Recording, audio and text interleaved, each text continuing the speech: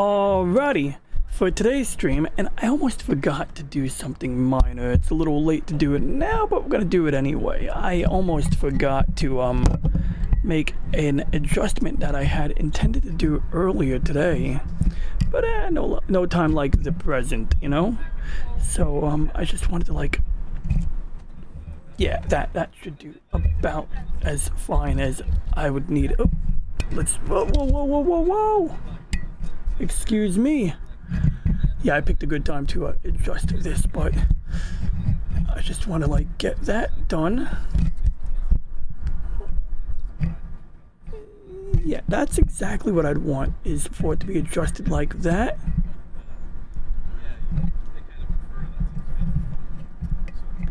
But anyway, yeah, so my plan is to do a little astronomical observation, because we were already doing that before I started this stream. And yeah, that should be fine. See, I was getting a little OCD about the microphone because I had the pop filter like this, and I just thought it looked kind of dumb. So I just wanted to, adjust that a little bit, make sure it's directionally facing me. Maybe I can rotate it a little more. That should be fine. I'm getting a little OCD there. But anyway, as long as we got the filter, because this will make those Peter Piper pickled pepper sounds. So anyway, the plan is maybe a little model kit analysis, because I don't really think I'm going to build a model kit today. But we do need some work done.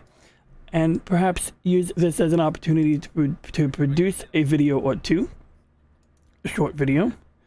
And also to play that Star Trek game, which I'm kind of rethinking. I'm getting a little tired of this game. It's a good game, but I'm getting tired of it. Although, I think I may prefer playing it over a PC game, because if I play a PC game, my computer is gonna get hot. And what color is this marker? Because I need to put some white paint on my shirt.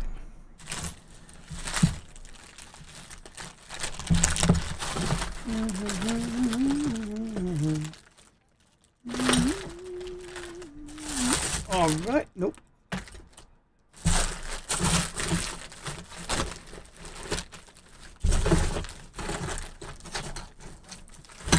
So yeah, I once had a brown spot. Oh, excuse that. I once had a brown spot on my t-shirt, and I ended up using acrylic paint marker to fix that. But today we're gonna use Tamiya modeling putty on the end of hexagonal wrench.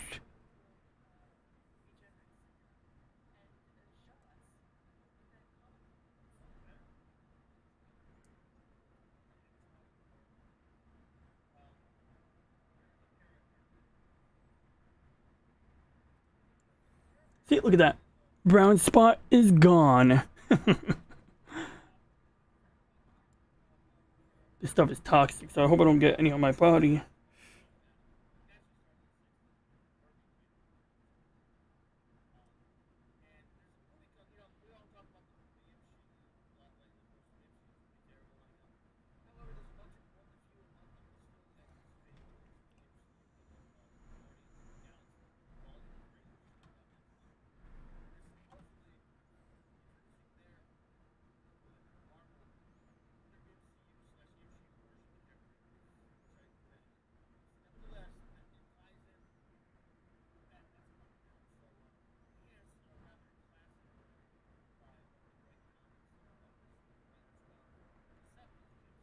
Whatever. That is as good as it's gonna get. I have a tiny... So, I was basically just trying to fill in a hole in my shirt that had a brown spot on it.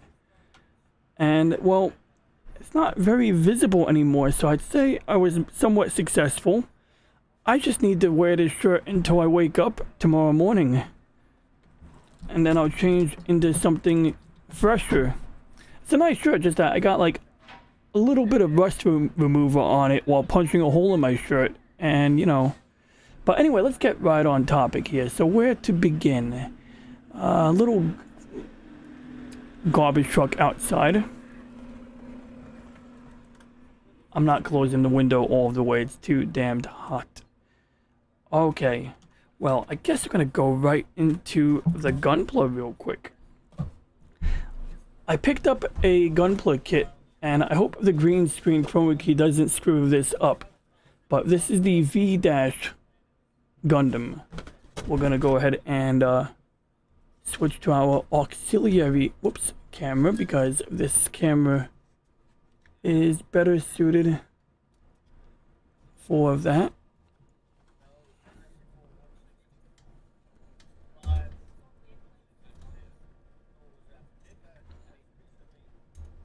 There we go.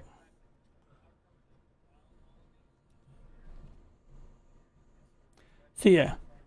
Ooh, let me just do one more thing, because I'm not even sure what I'm looking at unless I put it on my screen. Alright, this here's the LM3124. Wait, let's try that again. Alright, I picked up a LM312V04 plus SD-VB03A V-Dash Gundam. We're going to call that the V-Dash Gundam for short. And this is a variant of the Victory Gundam. So let's just start over and say I picked up a model kit of the Victory Gundam. I gotta stop using this time as video recording time. Oh, I guess what I mean? Toilet paper. From the top, I picked up a model kit of the Victory Gundam, of the V-Dash Victory Gundam. Of course, it has a considerably longer model number, as you can see here on the desk camera. This is the LM312V04 SD VB03A V-Dash Gundam, and we're definitely going to keep it to V-Dash Gundam. It is a variant of the Victory Gundam. The Victory Gundam is probably one of my all-time favorite mobile suits, because I have a very utilitarian perspective when it comes to mobile suits. I'm not really wowed by, angel wings on the Ares or any of that crap, although there is something to be said for the likes of the Turn A Gundam, which has sort of like actually butterfly wings coming out of it. However, I would say that this mobile suit is just way too OP, way too advanced, way too far in the future. Hard to relate to the technology that is being utilized in this mobile suit. It's using some form of nanotechnology, something that alongside something that resembles Minovsky particle technology, and I just think it's too difficult to relate to that technology. Whereas on any Victory Gundam, and in fact, I have a Victory Gundam kit right over here.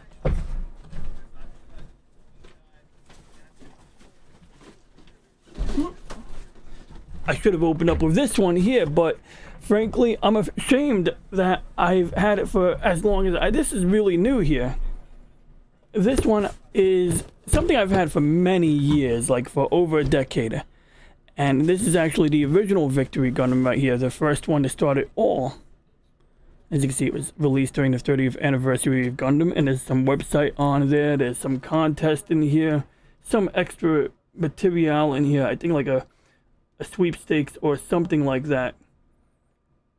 But anyway, yeah, I mean, the original Victory, and I actually have it partially assembled in a plastic container to my left somewhere. I'm not going to pull it out right now, because then I'd spend many minutes trying to piece it together, figure out what goes where. But what I can tell you about this particular mobile suit is it's like having 2 or 3 units in one. You have a core fighter, and you got 2 different modes to operate the core fighter. Heck, I think there are pictures on this box that show us how the core fighter... should I close the window? Yeah, anyway, I think there are pictures on here to show us how that core fighter is utilized. So if we switch back to the desk camera, you can see right here we got the what we call the boots. There's our core fighter, and I believe this is I want to say this is an intermediate stage, because I'm trying to figure out what the difference is. Okay, I remember now. This one is sort of like a recon model. It's got a better sensor suite on it. I believe this is the standard model with the antennae instead of the complex optical sensor array. But essentially, you can choose between these two, I believe. I don't think you could build both. I think it's an option. Same thing here. But what you do see actually here is more. Now you see the boots. So we got the boots right over here attached to the core fighter. Alternatively, you have the hanger. I believe that's the term they use in the subtitles or closed captions. The hangers, if I'm looking at this correctly, consists of the arms. I don't know where the hands are. I believe the hands are folded up somewhere. Whereas these are the legs, basically, and no arms. So essentially, there is a way to fold up half the mobile suit in order to have your hanger or your boots configuration attached to the core fighter. And the reason that this particular mobile suit is one of my all-time favorites is because in this series, they were able to operate on the back of a truck. You would literally have a core fighter in VTOL mode, vertical takeoff and landing, able to launch from the back of a truck to engage enemies. And then while that's happening, you could either have an underground League military base launching the boots, or you could launch the boots from a launcher, or I wouldn't call it a catapult, but a launcher on the back of a truck. And so essentially you take off with this, you dock with your boots, you dock with your hangers, and you go into mobile suit mode basically. And of course, this being from the UC 150s, which is very late in the Universal Century timeline, we're dealing with a mobile suit that has the ability to hover on Minovsky particles. It's using the same technology you would find on a Pegasus class assault carrier. On a Pegasus class assault carrier, they're using, a large fusion reactor, a Minovsky type fusion reactor, in order to allow it to hover on a cushion of Minovsky particles, so to speak. And of course, this is one of the main MacGuffins in the Universal Century Timeline Gundam series. And I can live with it. You know what? Because if you're going to build an ultra compact fusion reactor, you might as well have some kind of MacGuffin that allows you to contain it or, make it work. Because basically with fusion right now, with real world nuclear fusion, one of the challenges we have is replicating the conditions of the sun. We can, essentially have a somewhat sustainable or self-sustaining fusion reaction in a magnetic donut, so to speak, but you're not going to get more energy than what you're putting into it. You're going to put more energy in than what you get out of it, whereas what we really want is to get more energy out than what we're putting into it. And one of the things missing from any ground-based fusion experiment is the mass of the sun. I mean, the sun is quite massive. You got a lot of gas, you got a lot of matter just compressing upon itself. And this is a key ingredient to, self-sustaining fusion. It's a somewhat, I don't know if it's a common misconception, but it's an occasional misconception that the sun is burning. And, for all intents and purposes, I'd say, we're playing semantics saying to argue that the sun is not burning. I mean, certainly anything going near the sun is going to be burning. But if it was merely burning, if you were merely igniting a supply of hydrogen, assuming there was some, mixture of oxygen in there, it could not last nearly as long as it does. It could not be, an even energy output like what we get for like millions of years. Fusion, on the other hand, is, if you know how fission works, fusion, of course, you have those pressures, you're fusing your atoms together, and you're getting more energy out of those atoms after that occurs. I mean, I think fission is a little easier for most people to understand because, hypothetically, you could get a chunk of plutonium, put it in a bowl, and play with it, and you would see the effects. Of course, you would also end up getting acute radiation poisoning, so, it's kind of like not the most ideal thing to experiment with. Interestingly, there are people out there who believe that nuclear energy and nuclear atomic bombs, atomic weapons, are a hoax. They believe it's a hoax and that, that there's experiments where people consumed water containing radioactive material and that they were all fine. And usually there's some caveat. You know, I want to meet the guy who takes that ball of plutonium, that demon core, right? The so-called demon core.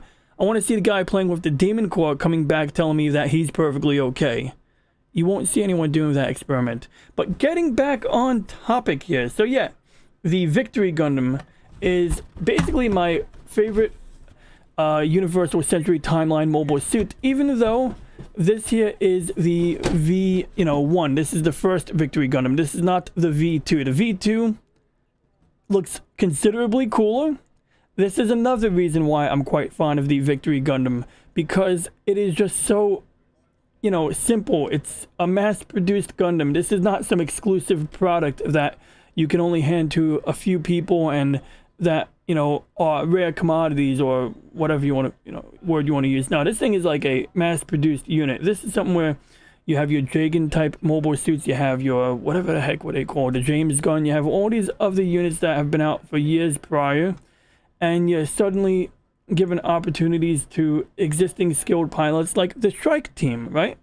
The Strike Team, the all-female squad of Amazonian women with the highest mortality rate ever. But that being besides the point, I'm not going to get into that. This is a, you know, Tomino we're talking about here. Yeah, the Strike Team, you know, at some point, they start picking up Victory Gundams. And I don't know if any of the Strike Team members ever picked up V2s. You know, whereas Uso picked up a V2 eventually. Some of the Strike Team were still using the original, you know, Victory. I'm not sure if any of them were using V2s. I'd like to think they were, but I'm not sure. Getting back to the V-Dash, a considerably less complex model now. Just for the record, this is the version Ka, if that means anything to anybody who's more versed in Gunpla. And yeah, I don't know if this is a master grade. It's a master grade. Now, this one, on the other hand, is a high grade because it's easy enough that you can finish it while high. At least, I would like to think so, because, like, I'm not saying I plan on being high while building it. I'm just saying that I prefer things to be simple enough to work on while someone is high, because if someone can do it, then surely I can get it done, you know, while sober. So, you know, you got some paper in here. I believe this might be a receipt. Name of organization. No, this is my DOI documentation. Or, you know, questionnaire. Clearly, these are the blue pieces, and you can see, you know, we have the beam weaponry up here, just like a gun cannon. This is one of the things I like about the V-Dash. The V-Dash is like a Victory Gundam that also can act like a gun cannon, but a beam weaponry based gun cannon. You can't go wrong. I don't think you can go wrong with that, especially when you see it in its core fighter configuration. I mean, you get a glance of that. Surprisingly, do you get a glance of that? I seen it in the background. So yeah, that's a bottom view of the V-Dash in that configuration. You can see the beam weapons, the beam cannons, whatever they are facing backwards and sideways. So apparently they can serve as propulsion units of some kind. And you know what? I can live with that, because if you're going to be projecting Minovsky particles as a beam weapon or beam energy out the front of these cannons, through the barrels of these cannons, potentially using magnetic something, then it stands to be reasoned that, yeah, you could use that for propulsion as well. And it would be a pretty powerful form of propulsion. Heck, you can use a lead slug thrower. You can use a Gatling gun as a propulsion device. Have you ever seen the A-10 Warthog? The one with the, you know, the plane that was basically built around a Gatling gun? That is a plane that if the pilot or whoever's operating the gun, I believe it would be the pilot, held down that trigger for like an extended period of time, the plane would begin slowing down, because you're throwing either 1 pound or 2 pound rounds or slugs out the front of that. I don't know if you call it a slug until it hits the wall, but yeah, I'm going to call it a slug. And you're talking about 1 pound lead, 2 pound depleted uranium if you're using depleted uranium munitions. And so, yeah, I mean, like, you're throwing 2 pounds out and you're doing it multiple times a second for like a long time. which is like in excess of 10 seconds, yeah, you bet your ass an equal or opposite reaction will occur. Moving back to here, let's see what else we have in here. We got, of course, the red components, which I have yet to open. Oh, wait, I did open these up. And, you know, you can clearly see these would clearly be the feet or the bottom of the shoes. We got a delta wing, and we have, you know, part of the propulsion unit, which is also apparently this model. The beam cannon might be separate, or perhaps, oh, I see what's going on here. But clearly this part here is not transformable. So this must be like, you know, for like a flight configuration, and there must be some separate pieces in here for assembling a beam weapon for, you know, beam mode. If I had to guess, although that's not abundantly clear. And what's really important to me right now is where the hell is the manual? I'm pretty sure this came with a manual, so I'm going to be looking for the manual. It might be in a box for a different mobile suit, and if I don't find a manual, I'm sure I can find an online copy, I would hope.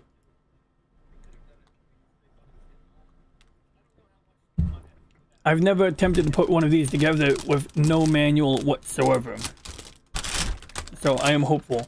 Obviously, you have a beam shield over here, right? Because in these late, even in UC, what, 115 was it? You started seeing beam shields, like in the case of the Gundam F91. This is from the year UC 153.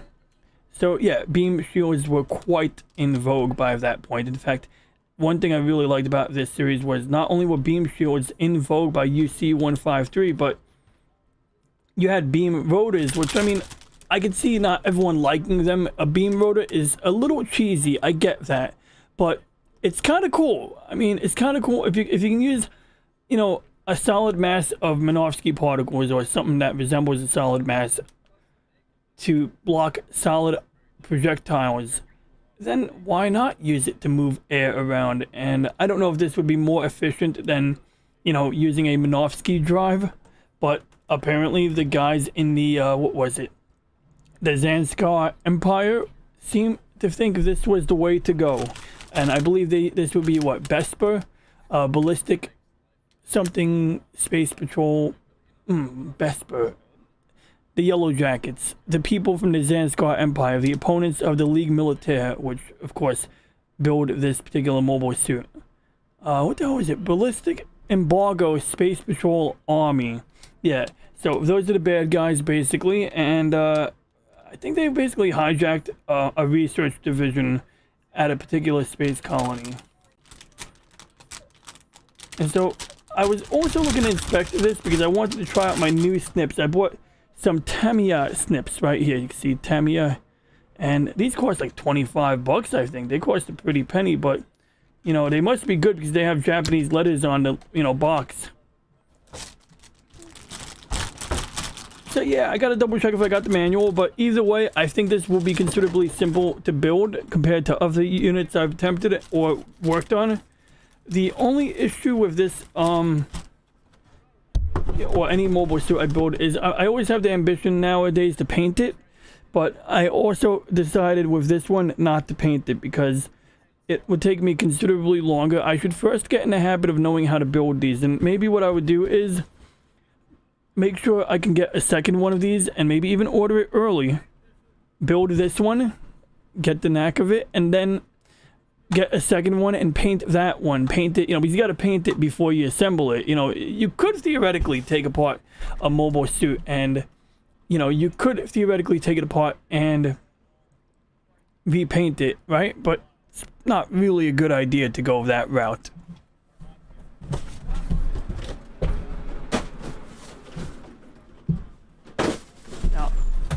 I used to have a really cool poster. In fact, do I still have it? No, I took it down. I got to put it back up at some point.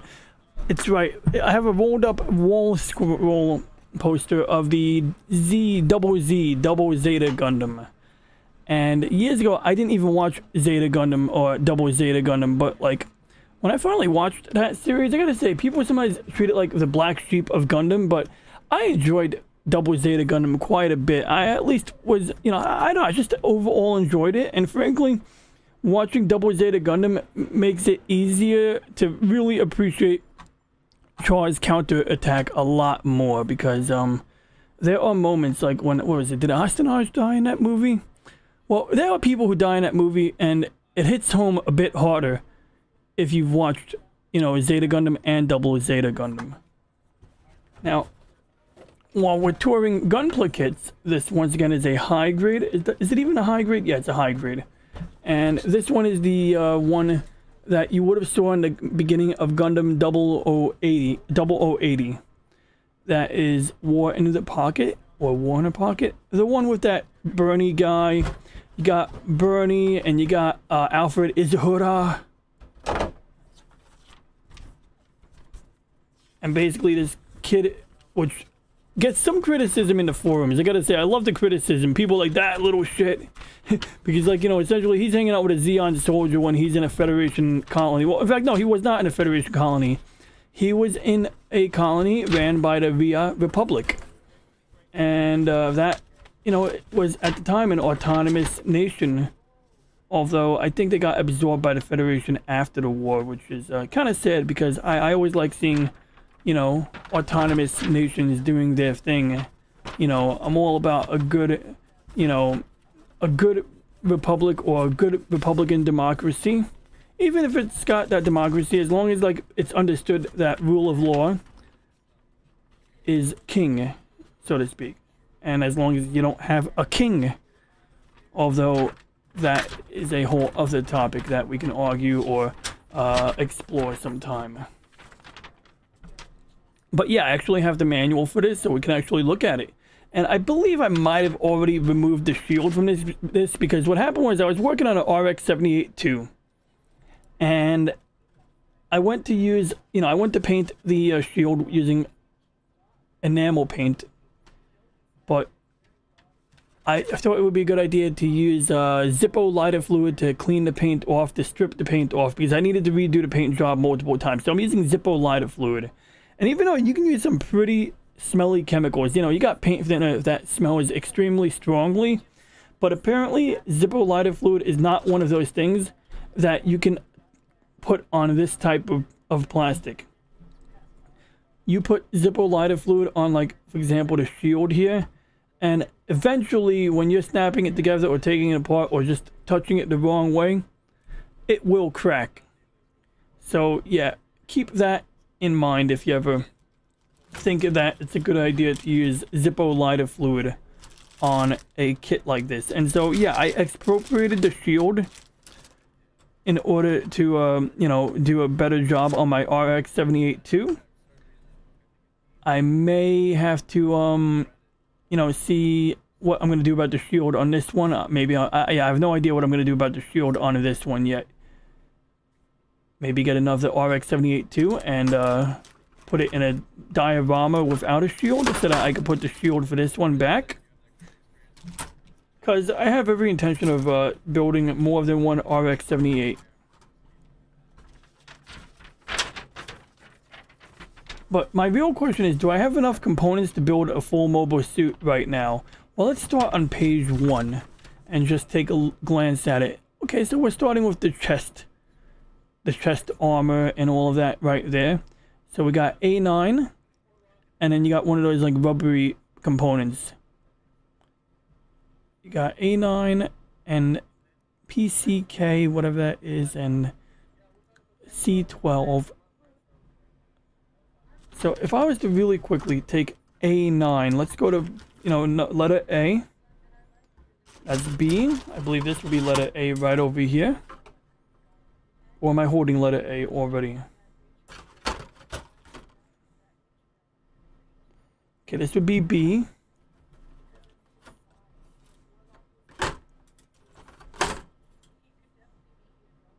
Okay, so this would be the A section. So I just want to try out these snips. And the other thing is, I do have some brand new sanding sticks, polishing sticks for that matter. Where the hell did I put them? I brought them upstairs. They're somewhere over here. I gotta find those. because I certainly would not be using these files to sand down anything. I mean, these are good files. I just don't think they're appropriate for this type of work. And I have multiple forms of high grit sandpaper, but I literally set aside a very specific set. Well, we'll deal with that later. So we're talking about A9, was it? So let's take a look here. That looks like an A6. That's an A8. Wouldn't it be funny if I already snipped off A9 and I don't know where it is? Oh no, it's A9 right there. I'm looking at the letters. Yeah, that's A9. I'm looking at their upside down components, I think. So yeah, you got pretty fine snips. Let's see if we can get a close up here just so we can really see. So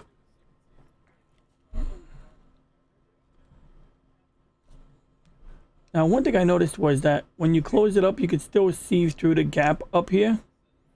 But when you press down on it, the gap closes completely and it's quite smooth and flush. And so there seems to be some method of action where, well, at least when they were brand new, it seems that I've already broken it in. Oh, I could definitely see it. If I put light through it, I could definitely see.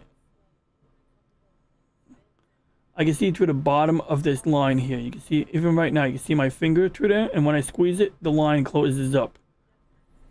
Now, do they have a picture of somebody cutting a model kit on the box? Yeah, well, let's see. We're just going to wing it. So, obviously, you want the flat side. Not this side. You want the flat side facing the workpiece.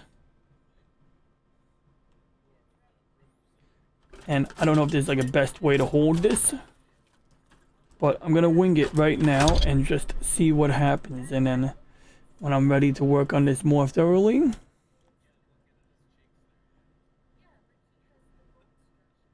Yeah, I'm sure I'm doing something wrong here.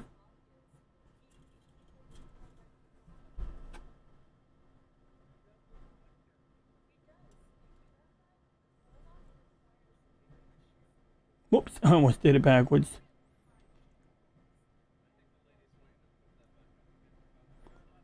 Gotta move my window over here so I can see what I'm doing on screen.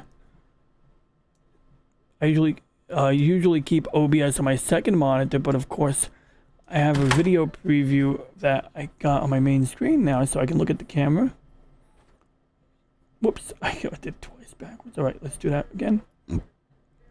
See, we got that. Once again, I have no idea if I'm doing this correctly.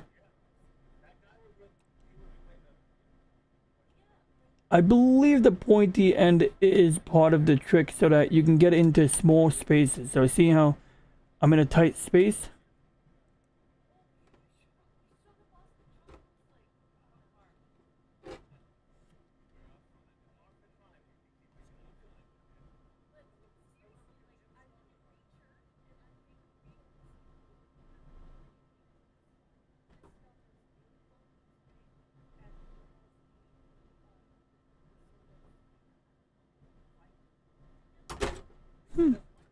That was rough.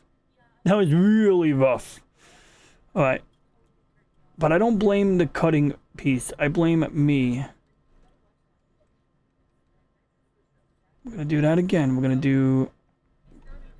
And is it better to come at it from the bottom? I honestly don't know. But I'm going to try coming at it from the bottom.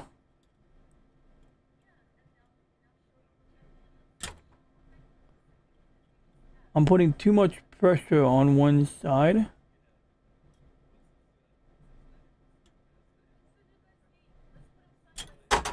Okay. Let's take a look now. So we got a pretty serious nub there. I think this nub came out pretty good. Not hard to smooth over. And this one's not bad either, but there's like a random line. I think that's actually part of the design. Yeah. Now, let me see if I can find my... Hey, what up, Steven Ransom? How you doing, bud? It's good to see you today.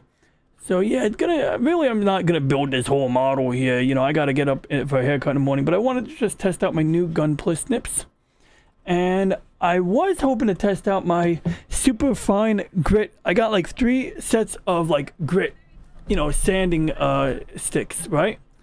And I was really hoping to, use them instead of sandpaper or something. I don't want to improvise, I want to use the 500 grit, 300 grit, 1000 grit. But in the meantime, I will give you a show. Da da da da da da da da.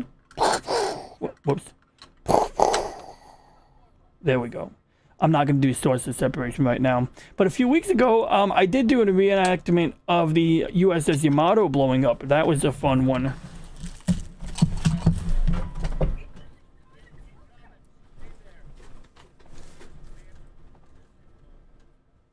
Hey, Google. Never mind.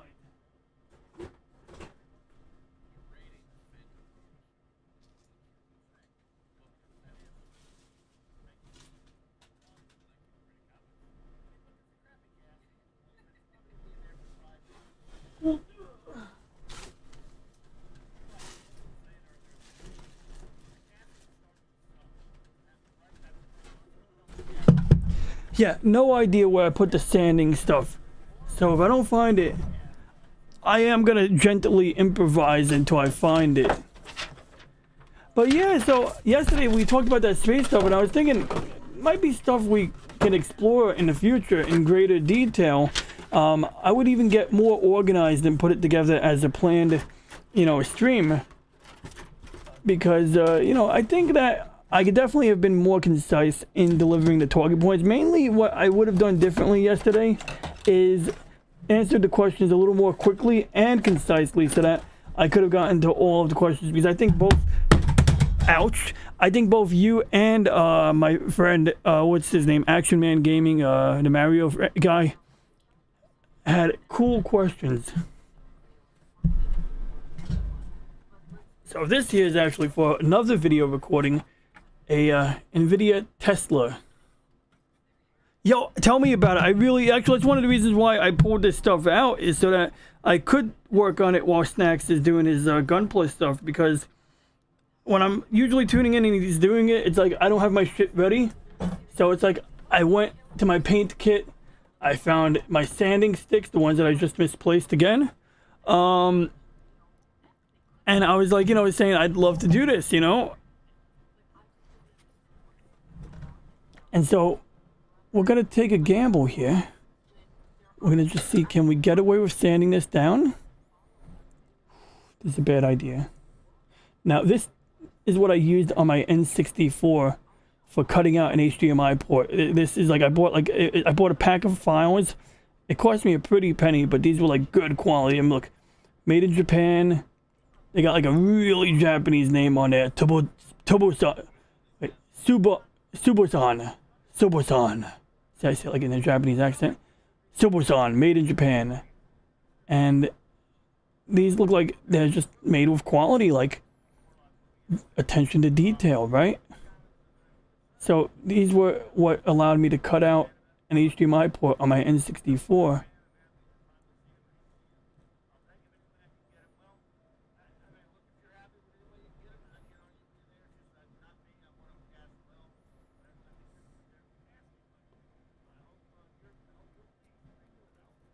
Yeah, I'm not going to go too hard on that.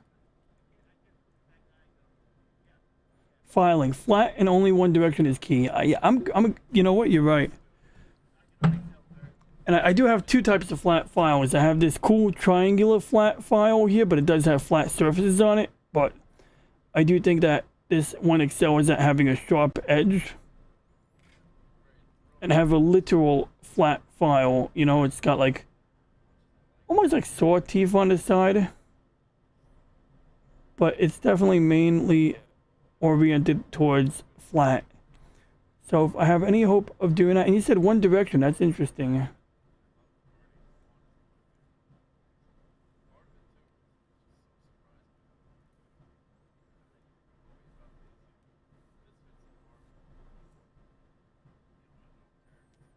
I seem to be working a little bit.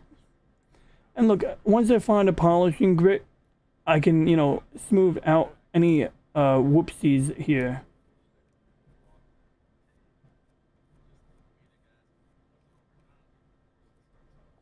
Yeah, I'm going to leave that rest of that alone until I get my polishing grit.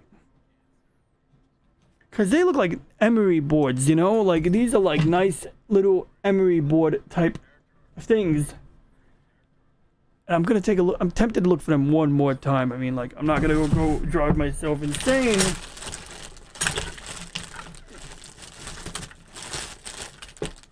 I even have the Tamiya masking tape. I've been gradually amassing Tamiya products for like months. And, you know, I got some acrylic paint. But I started using enamel paint because, I mean, I just love the finish. And mainly I bought it for my 3D printing. Which, let's take a look at my 3D printer right now. Let's see how that puppy is doing because we can actually check out this 3D printer in progress. I'm not even kidding. I have this new application. Well, it's not new, but what is my 3D printer's IP address? All right, there we go. I installed a thing called Octoprint on my 3D printer. And basically, Octoprint is a it's running on a mini computer called a Raspberry Pi. It's hooked up by USB to my 3D printer. It lets you tap into a webcam that's hooked up to the Raspberry Pi. You can actually see a chunk of the Orville in the background right here. That's a partial print of the Orville. I found you can print the whole ship, but it's better to print it in pieces. And then we have the temperature info. We have the layers. And how did that galaxy pic come out? Well, let's see. Yesterday, we were doing a group of galaxies. What we were doing was a wide shot so that we can capture more than one galaxy in one frame.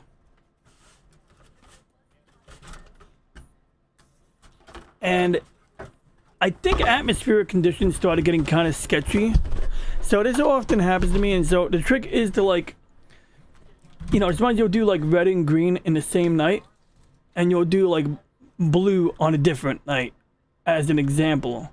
And so if we log into the backyard computer right now, we can actually get a look at that. And I should open up my CCTV. Well, number one, it looks like the telescope started slewing. And that's actually a good thing because it means that the telescope did a meridian flip. I just want to see if this works here. Okay. So I just got to update. Oh, good. It worked. Cool. So basically what happens is, imagine this. Imagine if the telescope was on the side with the counterweights. And imagine if the counterweights were on the side with the telescope. If the telescope kept going and it was in the position of the counterweights, the camera would be bumping into the tripod by now. So before it does that, the software is configured to do a flip. And so it figures out that, well, if I'm pointing at a given star right here now, then mathematically, I need to have the scope over here and the weights over here in order for it to still be pointing at the object. So it does literally a reversal. So when it was at like a little bit past the 90-degree angle, it did the flip. And luckily it did, because if it didn't do the flip, something would have bumped into something. But because I forgot to check on the flip earlier, because I did not check on it earlier, now we gotta pray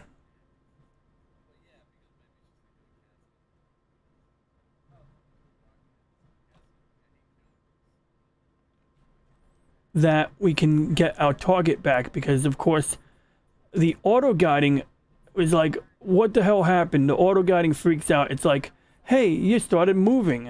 You know, the auto guiding doesn't know what just happened. I mean, it actually does. It says it thinks a flip happened, but we got to reacquire that target. And so I've been taking pictures of something. For how many pictures? So how did the galaxies turn out? Like I said, I'm missing one layer of color, and I think the weather started turning. Same thing with these pictures here. The weather started turning when I started this set of images here. So apparently it's been taking a lot of pictures. That might have been like the last picture it got before it went to shit. And so with this telescope, like I said, my goal is to capture multiple galaxies in a frame instead of capturing one galaxy up close. So in this one, we do have like a little splotch here, a galaxy spot here, a splotch here, And my hope was that I could stack this in order to get like a pretty cool, picture. But I'd say so. Like, I have okay raw data. It's cool that I was able to capture it from my own yard, but as you can see, sometimes it can be slow going, especially when you aren't checking it like a hawk.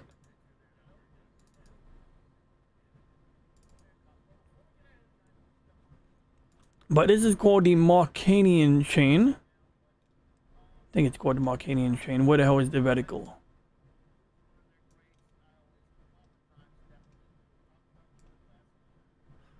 Ooh, the rose cluster. I wish I was capturing that. Oh, Ceres is out. I wonder if my telescope could even see Ceres. Ceres is basically an asteroid that resembles a planet in the asteroid belt. So we're not looking at the target right now. It's called Marcarian's chain. So I just told the telescope to aim at Marcarian's chain, but we know damn well that it's not aiming at Marcarian's chain. So we're going to rename this file once again.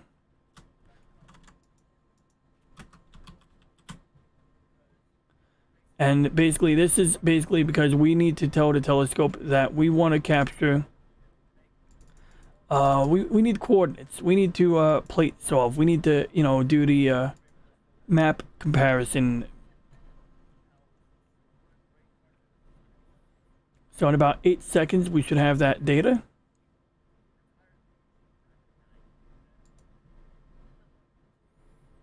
As you can see, the telescope was just slewing to the target. So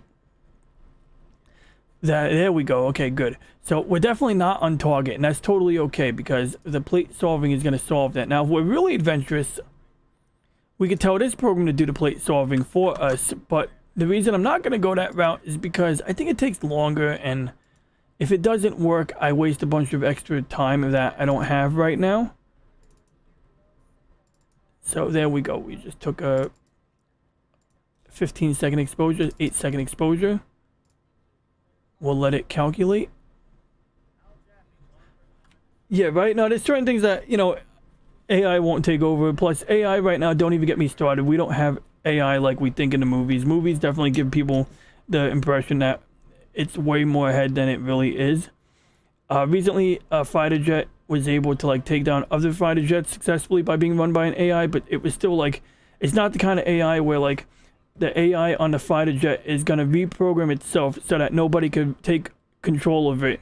Then, a good AI, like a generalized AI in the future, and I mean far future, will maybe, if it was an asshole with sentience, say, okay, I'm going to reprogram the jet so that nobody could take override control. Then the AI is going to reprogram the ground station and tell it to send a refueling jet to, give it more fuel, and maybe even take over some other fighter jets so that it can use them to defend the refueling jet so that it can remain in air for indefinitely, for example. Yeah, definitely a lot going on there. And, I can see where there's potential for displacing jobs, but, show me the opportunity to displace jobs. Now, the real problem is, I think, corporations, they don't mind skimping on quality if they can make more money and reduce their cost. So, I mean, there might be more implications there, but, essentially, AI is not going to replace skilled labor. It's simple jobs, easy jobs, yeah, it's got potential to fuck with that, disrupt that. And maybe in 100 years, something insane like universal basic income will make more sense, and probably will by that time. But right now, I think a lot of the anti-work movement types, and I'm talking to ones who are militantly anti-work, they definitely just want it. They just want the free money. They don't give a shit about anything else. I think if you had UBI today, you'd have groups of people just living in the same apartment, pooling their money together to cover rent.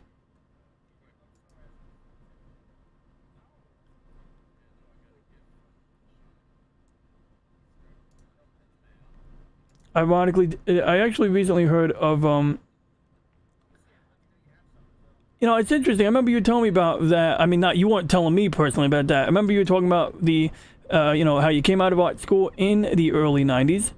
And, of course, Photoshop was on the horizon at the time. And it, changed a lot of things. And, you know, you went from learning how to mix colors together, right, with oil paint and potentially, I guess, acrylics, to a situation where any jerk off like me could just like press Alt Tab and be like, I want to do something with a color. In fact, I gotta order a drawing tablet. I misplaced my main drawing tablet, and I mean, I never use it because every time I use a drawing tablet, it's like using a disembodied limit to draw. It's very disconcerting to use a drawing tablet, but nonetheless, I do want to give it a shot. And if I can't find my main drawing tablet, I'll just order one because I'm sure mine's really outdated. But mainly, I do a lot of hex. Oh shit, I'm on the wrong screen again. I gotta stop doing that.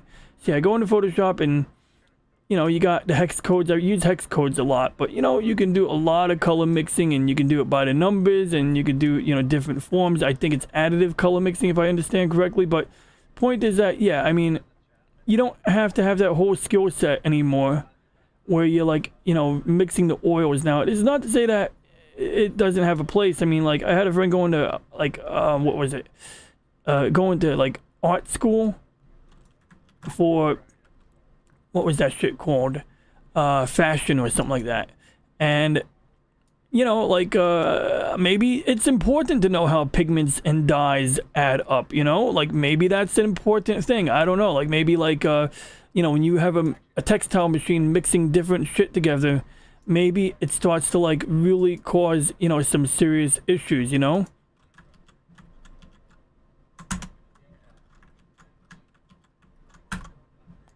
So let's see, I put it into airbrush mode, and I'm kind of curious, you know what I wanted to see? If I can mix two colors together to get a different color. Alright, I didn't get yellow. It didn't give me yellow, Stu. I was hoping that I'd get some yellow between red and green.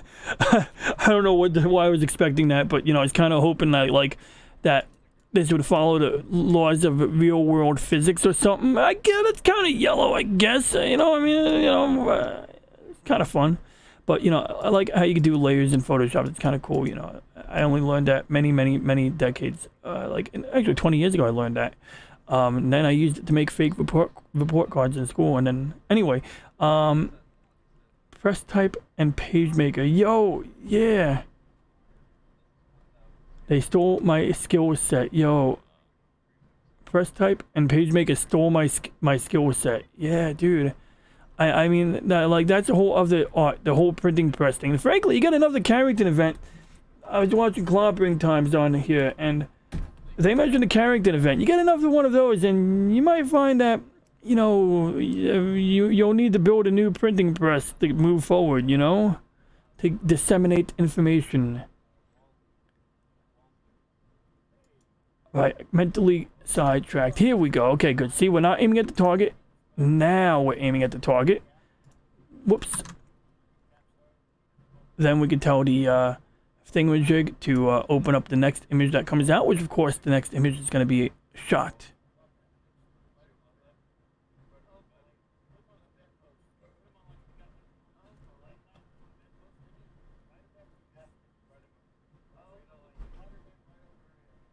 All of the rules in art programs are different than real-world art skills. Yeah, you bet. I mean, it's very interesting what people do with drawing tablets. You don't technically need drawing tablets to do a lot of things. Like, maybe a good conventional mouse. As much as I love my trackballs, there are times where a conventional mouse can be preferable for that type of work.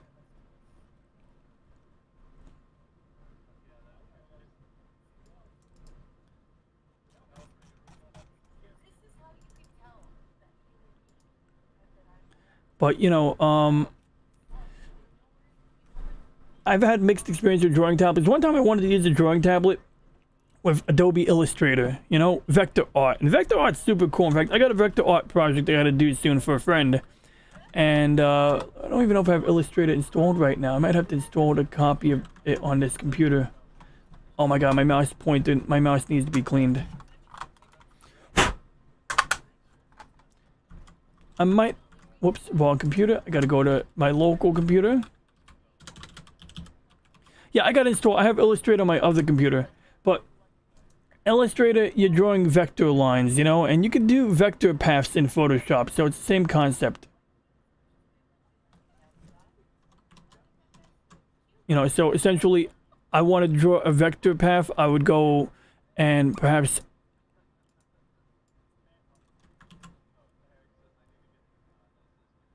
I could do, let's see here. I have a couple ways of doing this. In fact, the pen tool, that's how I would do it. So the pen tool is basically, when you go into Adobe Illustrator, you're using the pen tool.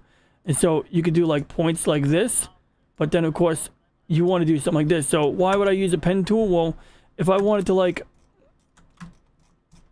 you know, trace the moon, let's say, and you know, maybe like, let's say I had like something in front of a background I wanted to get rid of. So I could do this.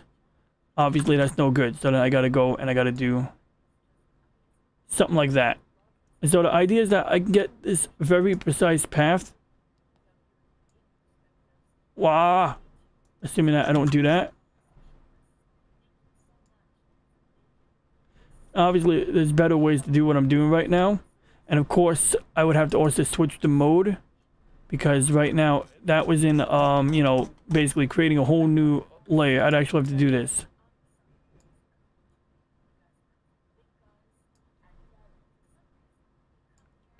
And yeah, basically, like, we can hug it. You can do this, like, if you have a picture of someone's head, you can do the same thing.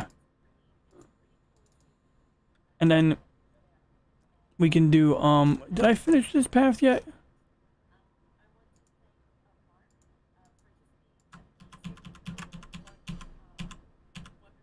I gotta change the hotkeys on my computer. The way my computer is set up right now, whenever I press Control Z, Control Alt Z, it does. Okay, there we go. So the path is completed. So then you do like, I think there's a trick to this. I could do the selection tool. In fact, you got to do the arrow tool. And I think it'd be the other arrow tool. There's two arrow tools, right? There's direct selection tool. And then you do like make selection or some bullshit like that. So I guess if I'm doing the moon picture, I have to go to that layer. Then I have to make my selection or stroke path or create vector mask. There we go. And so now what did I just do? Well, if memory serves me right, I just cut that out, but that is not what I wanted to do. It's been a few years since I've done this, but basically I remember I have to do create vector mask and then, God, I can't remember. Oh, you know what? I'm doing it ass backwards. So I'm supposed to do this backwards. But essentially, what I just did, if I did it in a different manner, I would have separated the moon from the background, which is already a black background. So you don't even need to do that, right? If you want to separate the moon from the black background, you just use the wand. And, you know, with the wand tool, you can just kind of like select the black background. In fact, how much of the background is black? There we go. And that's interesting. It's not letting me do that. Why not? Why not? I love how we just went down this rabbit hole, Stu. Why isn't it not doing that? Oh, I know why it's not doing that. Let's undo the shit out of that. Oh my God, it's gonna do that thing again where... Oh, for the love of God. Alright, whatever. We got what we needed. So now we can do this. Boom. And of course, like, well, hold on. I don't want to select the freaking, you know, moon like that, right? I wanted to, like, do the outside circle of the moon. So you might say, okay, well, let's lower the tolerance number and see if that works. And it's like, okay, well, maybe I got to increase the tolerance. So we're going to do 120. Oh, you know what? Doesn't matter. It's a shaded moon. But the point is, you can see how it hugs the contours, especially on the lower number, like on an 18. So if this was a full moon, yeah. This would be sufficient for separating the moon. In my case, I would probably still use the vector mask if I had to separate this moon. In fact, yeah, many ways to skin a cat. Just giving some examples here. So anyway, let's get this out before I ruin this file. So let's see here. I miss using Photoshop and Illustrator. No money for a new computer. Bullshit. You gotta pick your computers from the garbage like I do, man. I mean, granted, like, after getting my current job, well, actually, no, it was my last job I built this computer under. I built computers piecemeal, so I essentially upgrade the computers gradually throughout their life cycle.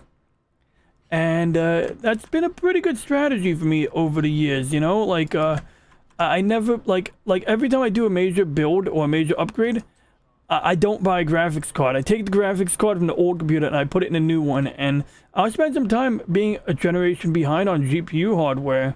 You know, like... fuck keeping up with the Joneses when it comes to graphics, right?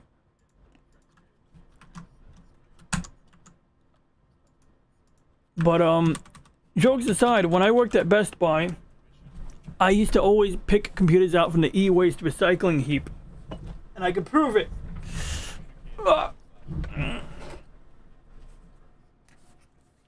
This is my MacBook Pro.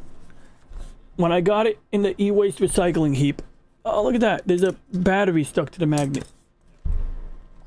It had a blown up battery. So an exploded battery means that you will have a battery built in, right? It's internal, but you could get it out. This model was easy to open up.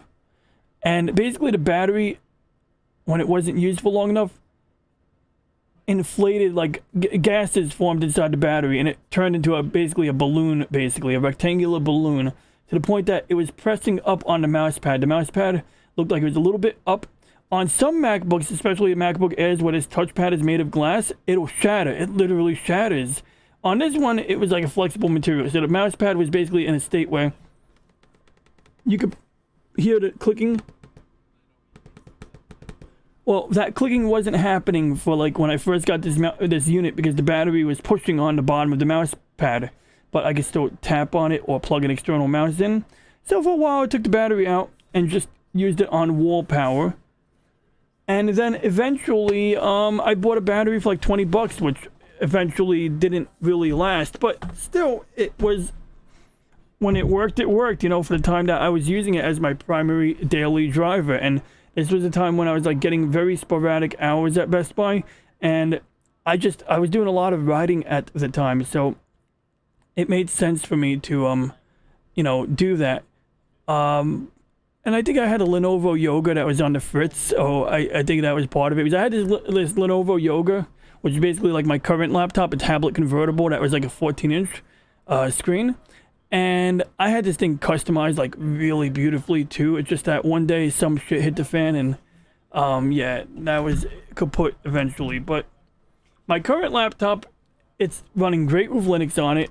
And when I run Windows on it, it likes the blue screen because there's a hardware defect, a very serious hardware defect that my friend claims he knew nothing about, but he may have known something about, which is totally okay because it works fine in Linux. It's just kind of funny. So speaking of GPUs being a rat race, this is an NVIDIA Tesla. I bought this because in my rack-mounted server, I have like an old HP server that I, you know, use for remote access, for data storage. I have like multiple hard drives in there that work together to, you know, give me fault tolerance. This graphics card is a graphics card with no HDMI port. See, no video port. It's got a big fat power connector on it. You can see the power connector here.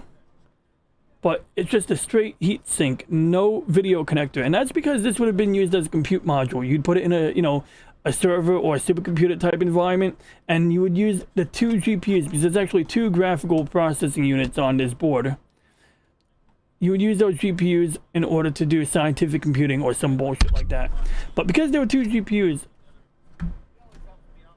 my friend had the idea that, well, we can use this to run two virtual machines. So you'd have a Windows virtual machine and a Mac virtual machine, or you'd have two Windows virtual machines, or you have a Linux, you know, program using this GPU and a Windows virtual machine using this, or you could maybe have like your kids playing Minecraft on this GPU, and you could be playing Warhammer 40k on this GPU. But it turned out there was some intricacy that prevented that from being easily doable or efficient. Now, this was still cool because this graphics card wasn't super expensive when I bought it.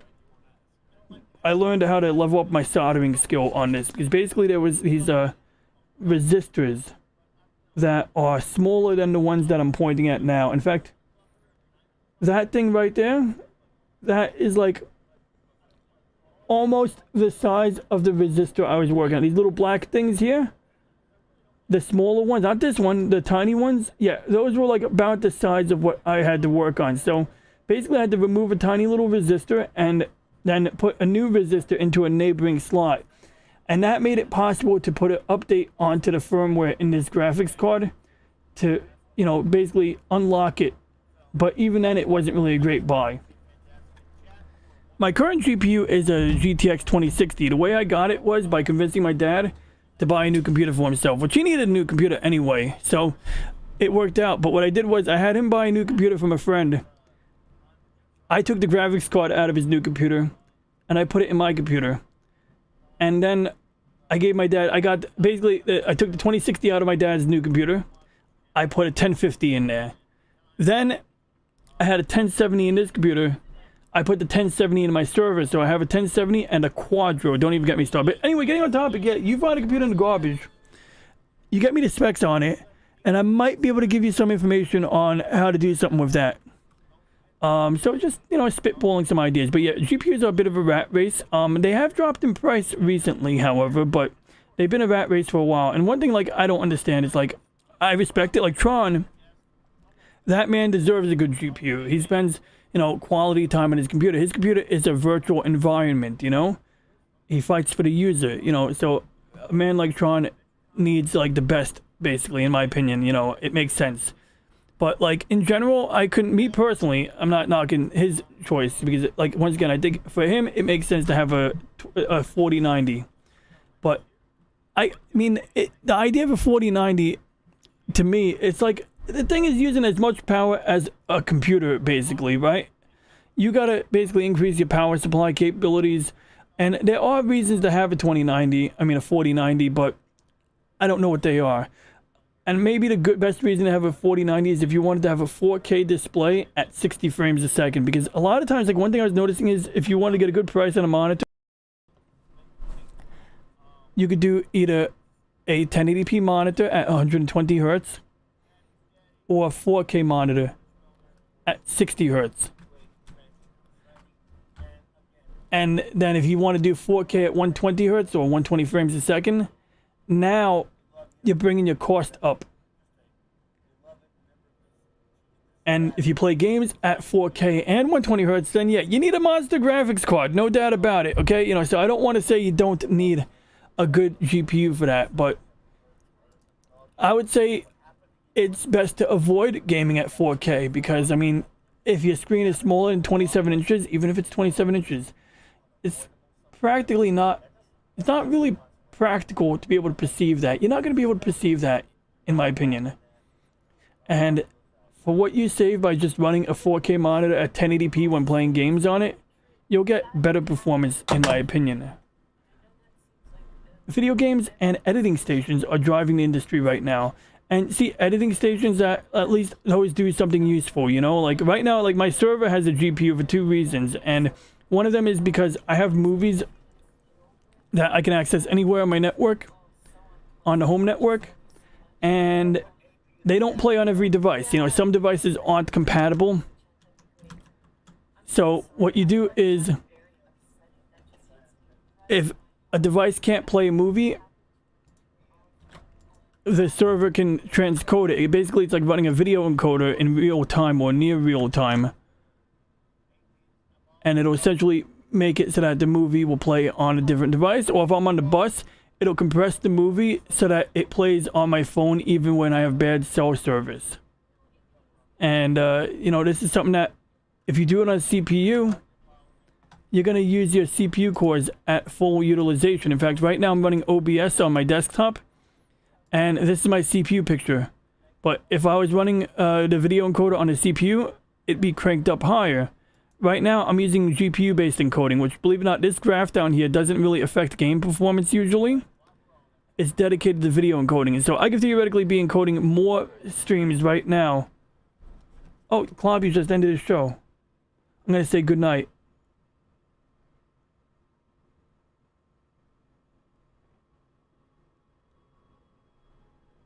I'm going to say later, Gators. And then I'm going to draw a turtle instead of a gator today. So anyway, where was I? Yeah, so, on my server, I can, like, do, like, if someone has, like, a 4K... If I have a 4K movie and I want to watch it on my 1080p TV, then it doesn't take more than this amount of resources to make that possible. And then if someone else wants to watch a movie, it only takes up another chunk of this graph. In fact, it doesn't even take up that much. And that is good because my GPU on my server only uses about, I think, 17 watts if my mathematics was right. But on my server,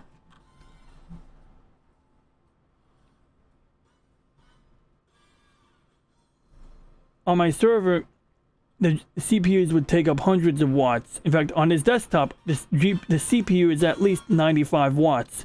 So if you could do video encoding at 95 watts or video encoding at 20 watts, you know, that makes sense. That's not only less power consumption, but that is less thermal output, less heat output, meaning that if you do run an air conditioner, you're not going to run that air conditioner as hard. And if you're trying to sleep, you're not going to die sweating to death. So yeah, now 8K, what is 8K for, Steven? Because it ain't for fucking movie viewing. I mean, I don't give a shit how big your fucking TV is. Not you personally, just whoever has a TV. 8K is basically gonna make more sense for virtual reality. I talk about 8K gaming being pointless, for example. I talk about 4K gaming being pointless. But 8K virtual reality? That can make sense. That can actually make sense in my opinion. And that's because to do like really good convincing VR, more resolution means more angular resolution. You know, as you turn your head, you need a certain amount of like resolution per degree of, you know, turn. And yeah, so that's where 8K matters. But you know, if they start making a thing of marketing, you know, 8K revisions of movies, whatever, they lost me. They lost the plot. You know, like I got Galaxy Express 3.9 Japanese anime on Blu-ray, and you saw I played a clip from it yesterday, and I mean it's good, but it's like, what am I gonna do with a 4K version of that? Get more film grain and use up more storage capacity on my media server while preserving that film grain? Get the fuck out of here, you know. In fact, that reminds me, I have to check my video encoder output because, like I said, I had like the original video file was something like 5 gigs. One episode was about 3.4 gigs. And after running it through the video encoder, compressing that episode, depending on these different settings, I was able to get it down to 800 megs. I think this one here is a fluke. But this file here is 800 megabytes. And actually, I think I made a mistake. Because that says 1 hour and 13 minutes. So what I'm guessing is this might be a special episode. Yeah, the human eye can't see that shit, especially at distances, you know?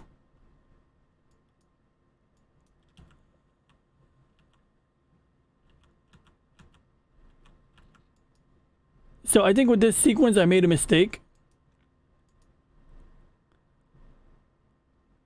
So chapter 4, chapter 5 will be the next episode preview. And, well, that's interesting. That looks like, oh, this might have been that glitch that happened when my server lost power before. Yeah, funny story. My server lost electrical power before while it was running. I don't know. That's one thing I've been noticing while converting this Blu-ray copy of Galaxy Express. I'll have like a 24-minute episode, and then like in this episode it says it's an hour long. It's not an hour long, but somehow it treated it like an hour. It's an hour long. Very freaking confusing. Whatever, I'll work it out later. I just want to watch the cartoon. So I'm going to copy that to my network drive, and I'll sort out any complications tomorrow or the day after. And, we just copy and paste it over the network like that. I get 100 megabytes per second on a gigabit line. Oh, and did I tell you this thing to take more pictures? I'm not liking the atmospheric conditions right now. See, it's very hazy. And on top of that, let's look at the angle. And we're looking at the southwestern sky. We are looking at the southwestern sky. But I mean, I don't think I'm that low to the horizon yet for this to be like an issue just yet. But apparently, let's see what the Aviation Weather Center says.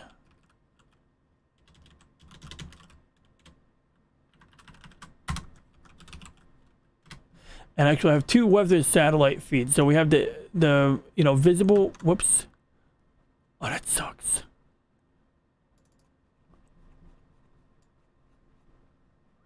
We have the visible, satellite. And we have the GOES East, which I believe is a geostationary satellite. And this one's cool because even when you think the weather is clear, you'll see like this like stuff that looks like colorful vapor. And if you see colorful vapor flying over your area and the weather says you got clear skies, well, the colorful vapor will, actually tell you that no, the upper atmosphere has ice crystals. It says day cloud phase and nighttime microphysics. Show phase of cloud tops, distinguish clouds from fog.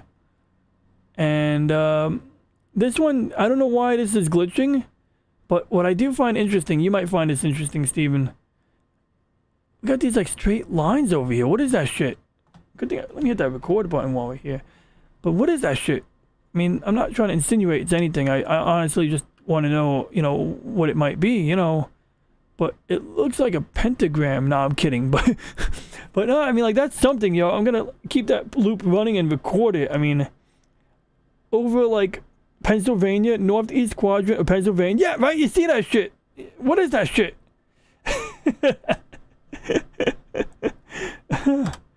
That's funny. Yeah, I don't fucking know. I don't know.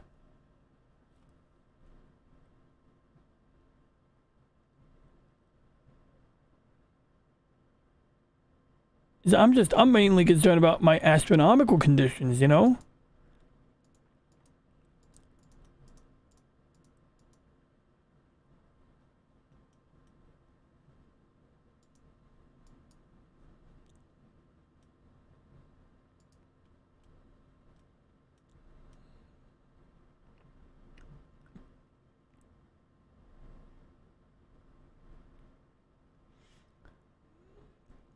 Like, I'm not unwilling to rule out nature.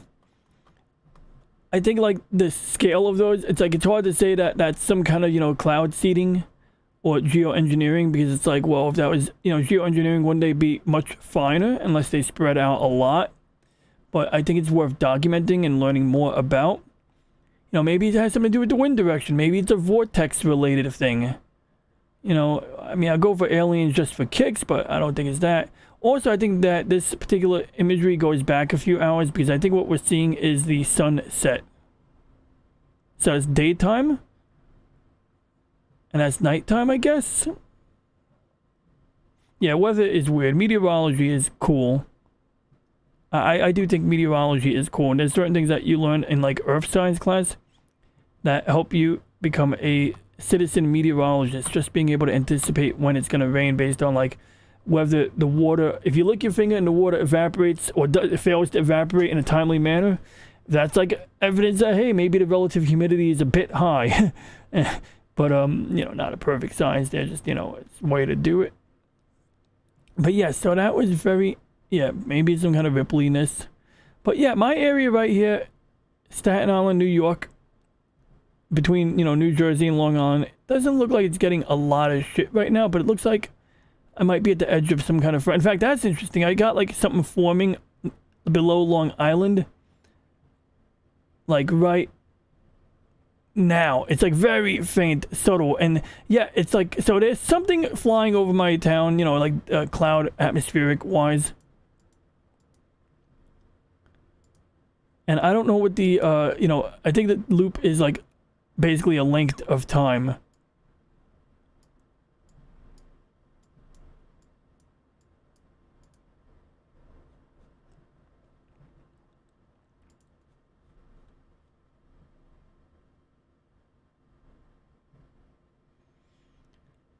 But yeah, I was going to do an audiobook review, but it's getting late, so I'm going to prepare to wrap up.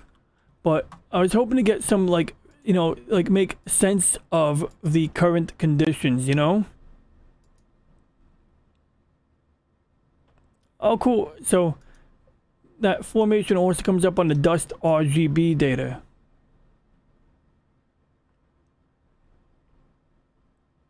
See, sometimes it's almost like clouds appear out of thin air. Of course, it's more like condensation occurring, but it's just very interesting how meteorology works like that. But, I watch people sometimes who, like, the first thing, they'll see something like this, and they'll be, like, freaking out. They'll be like, look, they're pulsing the sky. And it's like, maybe, but it's like, let's keep it simple, you know. And like even like the I remember I was watching this guy named Cyman Dan, and like his anti-flat earth videos are fun, but you know, like when he did his chemtrail video, it's like, look, I don't mind you shooting down chemtrail YouTube videos, but I mean, I think it would be more fair to like look at a video about, you know, chemtrails, or look at a video, talk about cloud seeding, talk about examples where something akin to chemtrails can be real, you know, but qualify, say that although this is a phenomenon, although this is a thing that really happens, in this particular example, the guy who's ranting and raving is, you know, in error, you know, something like that. You know, even with Electric Universe, like, I mainly, like, you know, I'm open to some of it. I have, like, I think the Suspicious Observer guy is somewhat reasonable. You know, I think he's got a pretty interesting, you know, take, you know, he's got a pretty comprehensive take on it, you know? My issue with the Electric Universe model is especially, like, the Thunderbolts guy and the organization. And maybe I'm wrong, you know? Maybe I'm, like, you know, not giving credit where it's due or whatever. Is, like, for example, there's a documentary called, and yes, weather is an electric phenomenon. I definitely buy that. There's definitely a lot of, like, you know, solar stuff, you know, the sun, you know, even, like, I don't think, like, basically where I take exception with certain Electric Universe proponents or content makers is, like, for example, that documentary, The Electric Comet.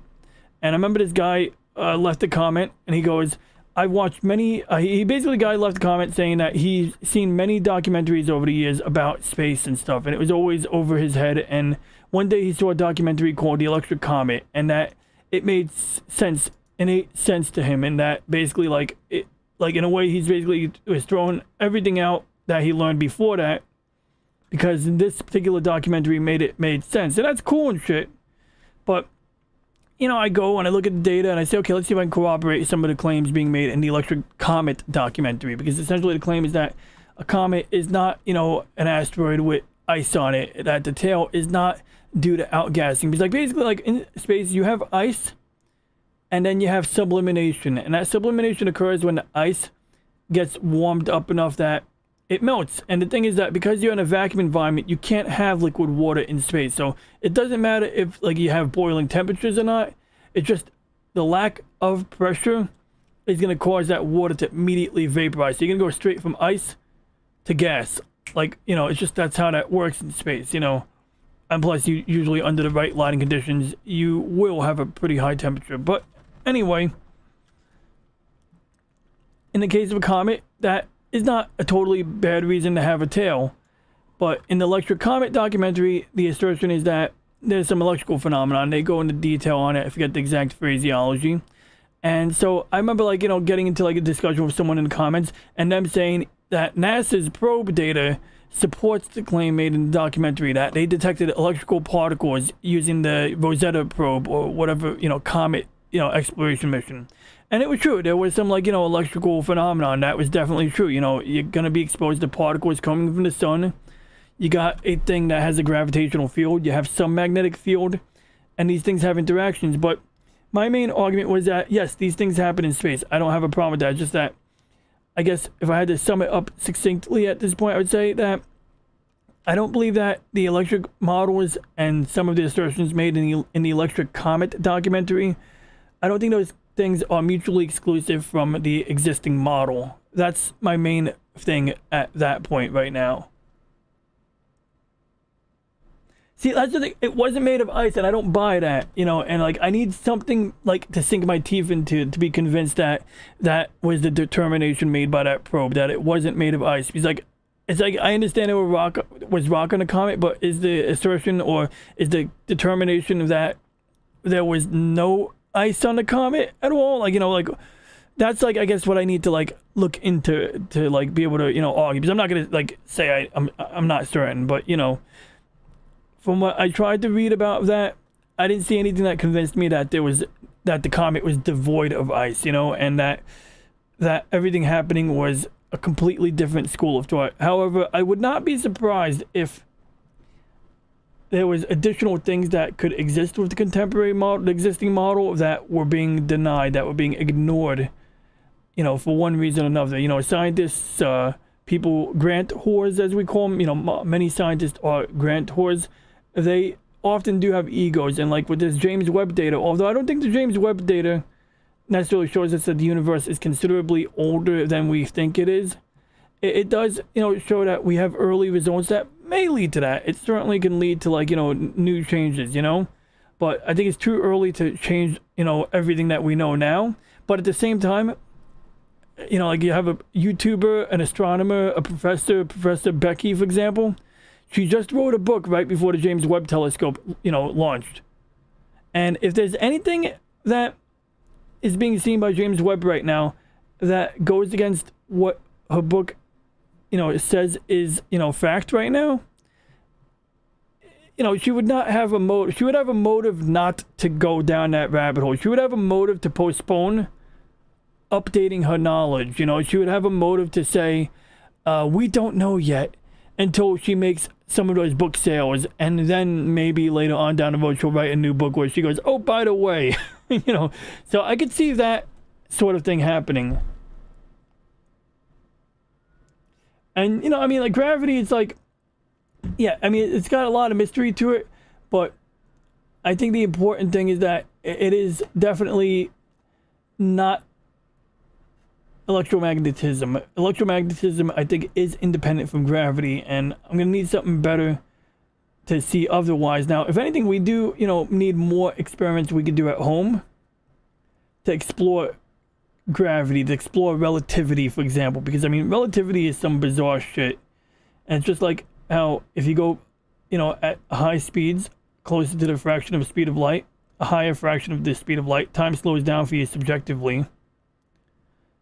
And if you're under a gravitational field, it's supposedly the same.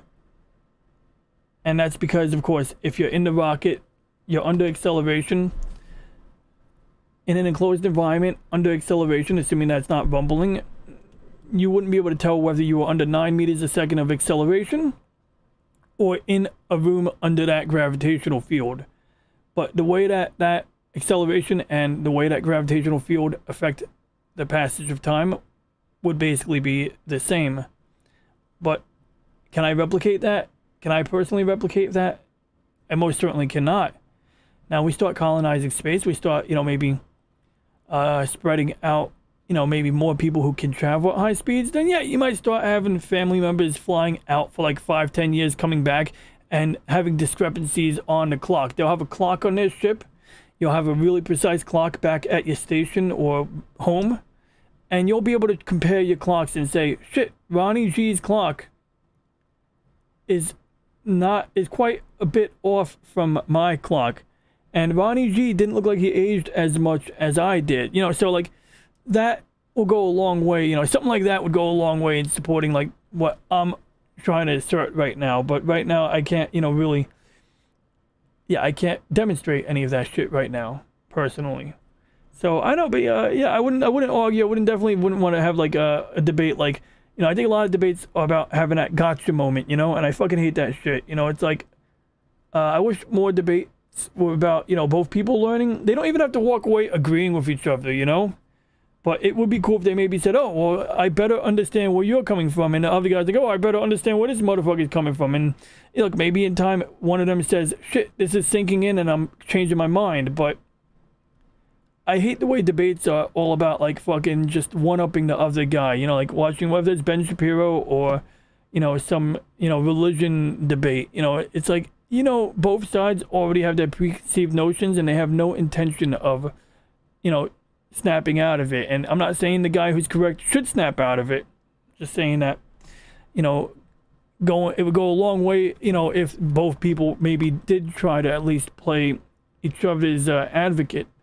So anyway, let's take a look at this Whirlpool Galaxy here. How are we looking here? Okay, we got that. And we can switch to maybe a red filter or a hydrogen filter. Let's do red for a moment.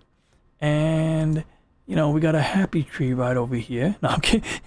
Bob Ross. We got some happy trees right over here. We got a happy galaxy. Yes, we do. A happy galaxy. Yeah, physicists retcons her work. interesting. So yeah, dark matter, like, is a bit of a mindfuck, and I think it's highly misunderstood. Like, my coworker watches some Russian YouTuber, and I mean, granted, he's Russian, so he understands Russian, and his understanding is that dark matter is merely there to explain discrepancies in gravity, but I think he's totally missing the plot, because he's arguing that the gravity of the sun is too strong, that the moon shouldn't be able to stay in orbit because the gravity of the sun should be pulling the moon, or that the moon shouldn't be able to influence tides because the sun's gravity is strong. And I think he's like completely misunderstanding, or he adopted an interpretation that misrepresents how that works. But on the other hand, dark matter, as I best understand it, is a placeholder, a variable, like, basically something that your current model, comprehensive model, falls apart unless you have this placeholder, this variable placeholder there. And so for a short while I said, well, what can dark matter be if not, something like, dark matter? And I was like, well, maybe dark matter is matter that cannot be seen. And what I mean by that is, as an example, there's a lot of dust between here and Alpha Centauri. There's a lot of dust, in the far reaches that does not reflect light on our observation gear.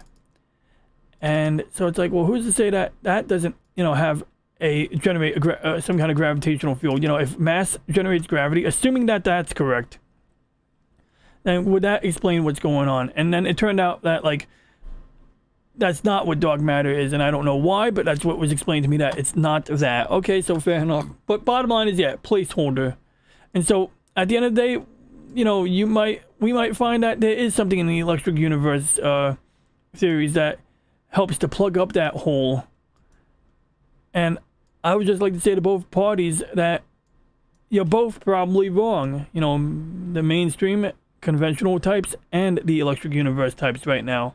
But that there may be something in between there. And that's why I'm quite fond of the suspicious observer guy. I don't think he makes, like, super wild claims. I think he's separated himself from certain parties in that movement so that he maintains his own credibility. So he's easier to follow. But at the same time,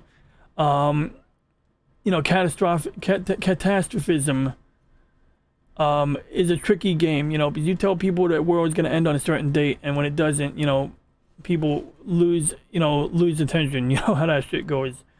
But yet, we did recently dodge a fucking solar flare, like a month or two ago. No, not even kidding. There was a serious solar flare, and it just so happened to come off the sun on the other side and miss the Earth. And if we were facing the sun at that time, man, it would have been like the Carrington event, man, except that we have way more electrical shit now than we did then. So it wouldn't just be a few telegraph stations. It'd be us getting kicked back to the Stone Age. And of course, that would be way more catastrophic since, nobody's prepared for that shit. And frankly, after living 9/11, I feel like my own government sort of betrayed me, because look, we pay all these tax dollars for the intelligence apparatus, and the fucking fighter jets don't come over New York until after the building's on the goddamn ground. You're supposed to shoot down the fucking plane, like, while it's hijacked. And yeah, I know it's a tough, social or, political decision, whatever it is. But, like, the planes hit the buildings are in the ground, and you're flying F-16s low altitude over houses, like, scaring the shit out of kids. That's fucking insane. I mean, I thought it was cool, because I liked fighter jets, but I could understand a lot of school children, being scared, knowing that a loud plane took down a building, and that now they're hearing loud planes. It's like kind of fucked. So anyway, getting back on topic here. As I was reading from your message here, I'm not saying gravity is wrong. It's just incomplete. Physics needs to include plasmas.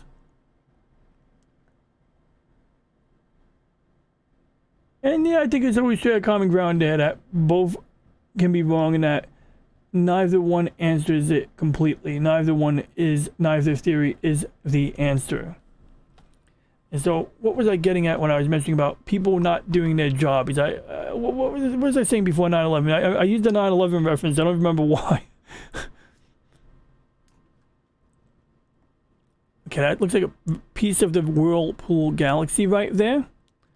And what we're going to do is we're going to program to plate solve one more time because I was way off target, so we got to really center that target. But yeah, you know, I'm trying to think here. But yeah, so I mean, like, people not doing their job, people not being straight with us, you know, so many different vectors, I guess. Oh yeah. So my point is that if shit hit the fan, like you have like a solar flare and an EMP at the same time, it's hard to be able to count on the government to like do what we would hope they would do, which is help provide supplies and rations to get people through until we could rebuild. At best, they would help, you know, do some crowd control and, you know, enforcement of martial law, which isn't really great, but that's like at best what you can expect. And there would be, you know, that potential for people being shipped off, you know, for their own safety. Sort of like Louisiana was like a microcosm of some of what went on or what would go on in a situation like that. You know, Katrina. Yo, was I really that far off target? Holy Snickleberry. Okay, either something's malfunctioning or I'm really off target.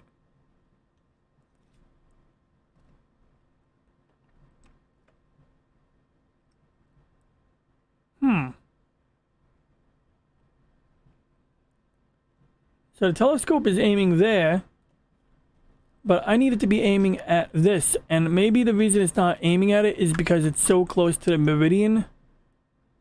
See, I've done this before. I had this problem where I'm trying to coerce the telescope into aiming at what I want it to aim at, and it gets a mind of its own, and I should definitely record that. Okay, so real quick, begin recording. Situation. My astronomical mount EQ6R is currently aiming here. When I jump to, you know, Stellarium with the Stellarium Scope plugin, I'm attempting to slew to the Whirlpool Galaxy. I press the button to issue that command.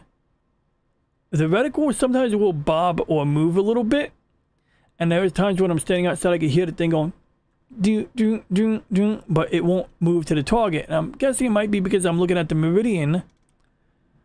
But at this point, what I would do is I would manually attempt to slew the rest of the way. So, you know, I'd move my declination.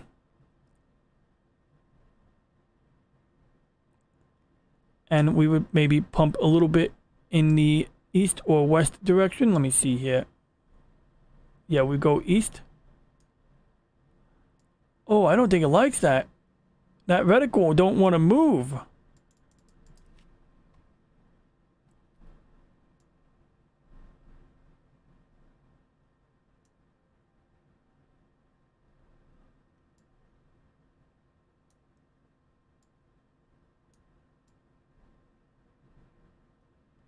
Now, good news is it's already meridian flipped, so if the sky keeps moving, I would eventually be looking at what I wanted to look at.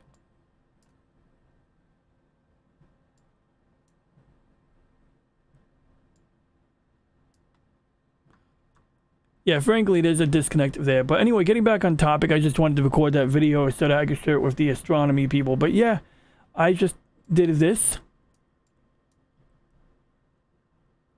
And it seems to have a mind of its own, and I can't go any more east than I've already gone. It doesn't seem to like that for some reason, and I'm not sure why. Getting back on topic. Korea's at stake. That's why we're not progressing. Publishing as well. You can't just say stop the presses anymore. Yeah, tell me about it. That's a good point. So it's very bloody bizarre what that situation is. You know, it may have something to do. You know, it's very bizarre what's happening here. It could have something to do with the way I'm plate solving. Hell, right now, it doesn't even look like it wants to track.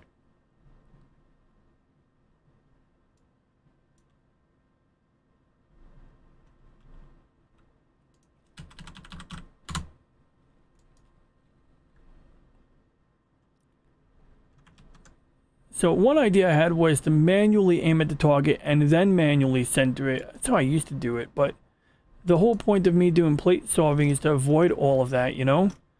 And it looks like we're over the meridian already. And so if we were to flip the position of the scope, it would be in a bad spot. It would be more inclined to bump into something. In fact, wait, that gives me an idea. What if let's take a look at here. Oh, that might be, yeah, that's what's going on.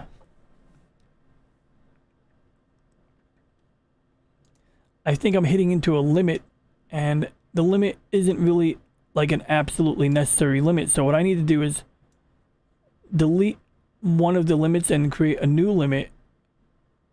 But if I hit the delete button now,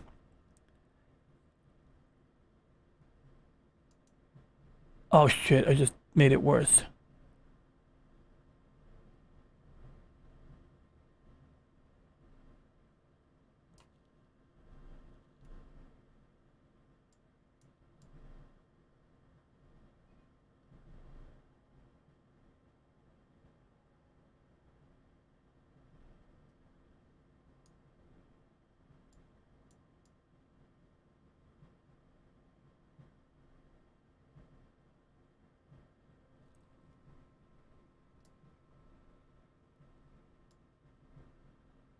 See, I can go west, but when I try to go east, it's going to get to a point where it's going to say F you.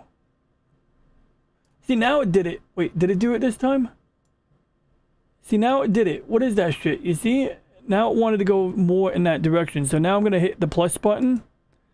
So now, next time I want to automatically slew in that direction, it'll hopefully be more cooperative.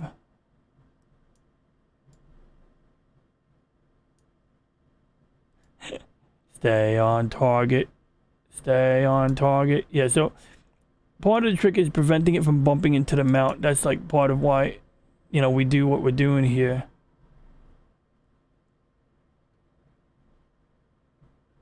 Okay, so now if I tell it to aim at the Whirlpool Galaxy,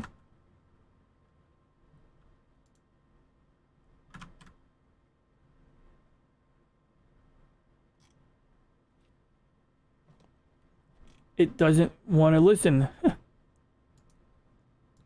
So we collapse this. We select out Galaxy.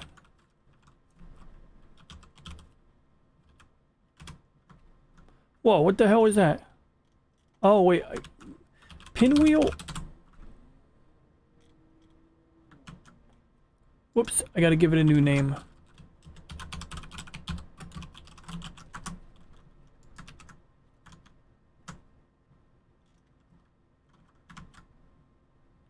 Yeah, it's like, it's not having it. It's like, I'm not aiming at that. It's like, speaking of computers, Steve, yeah, this is what happens.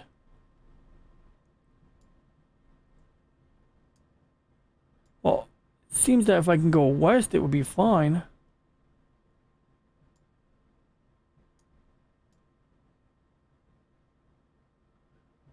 There was a time where it would be precise enough that I can actually aim like this. Now, and this is what I'm doing, I'm looking at the reticle here. Now, it generally isn't that precise. Now, I have to constantly take a picture and make sure. So at some point, I do have to strip down my mount. I think that's definitely like an eventuality. No, do not synchronize mount.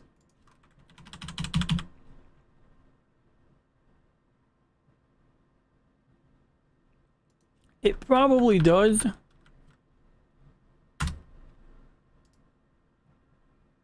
It probably does know more about the mount positions than I do. And someone in the astronomy forum probably would too. What's this? Oh, it's my camera.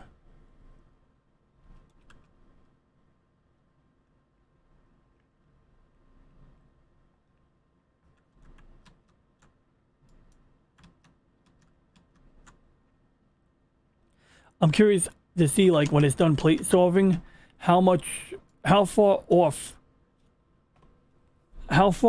is the target? So we have the orange reticle here. How far off are we? And I'm gonna wrap this up in 5 minutes, because if I don't, I'm dead. No, I'm not dead, but gotta get that haircut. Plus, this computer's starting to emit more heat than I want in my room when I go to bed. Might stick the computer in a different room and run a long ass cable, you know, to the desk. Alright, let's see how far this goes. This thing's gonna drift. Oh, that's not bad. That's not bad, but you know what? We're not going to use this to aim automatically. Because if we do that, you know damn well what's gonna happen. It's gonna be like mad confused. So I'm gonna manually bring the reticle back and pray. The interesting thing is my declination is good. So my right ascension is the only thing messed up. Now I have a theory. I do know I have to strip down the gears and, you know, clean it, you know, and lubricate it and whatnot.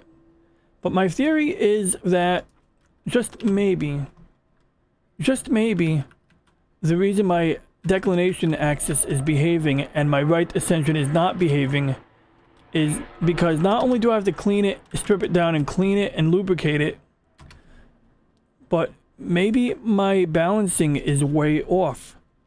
You know, maybe it's not balanced.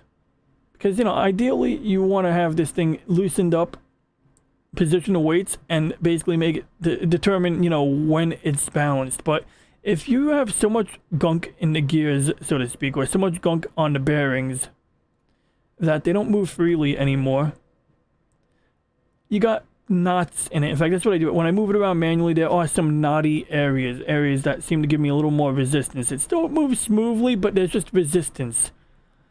And so maybe that resistance is preventing me from balancing it correctly. And maybe one side is heavier than the other, and that's why this thing is being so imprecise. I do also believe I need to replace some belts. I really should make a point of ordering belts this weekend and have the belts ready for, you know, the near future. So let's see how far off I am right now. That's not bad. I'm keeping it. That reticle did not drift a lot, so the plate solving doesn't lie. We can even see a hint of a galaxy in the middle there. So we're going to do this. We're going to crank it up to like a 30-second exposure, maybe 1 minute. Synthetic oils. Interesting. Yeah, and temperature and oils are a real thing. No doubt about it. And, you know, it's like I have, whatchamacallit, I have weather conditions year-round that I cope with. Hey Google, what's the temperature outside right now?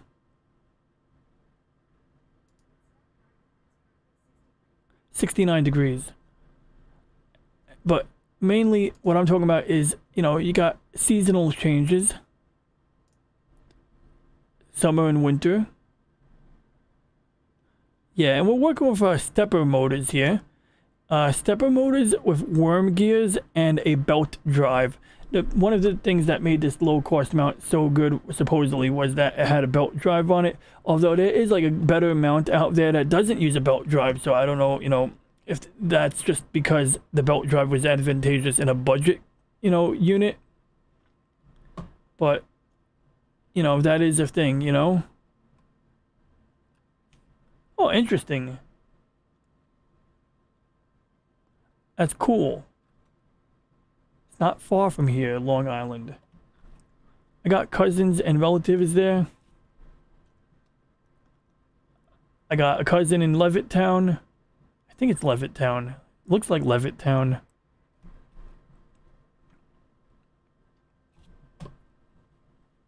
Okay, let's see here. So we got about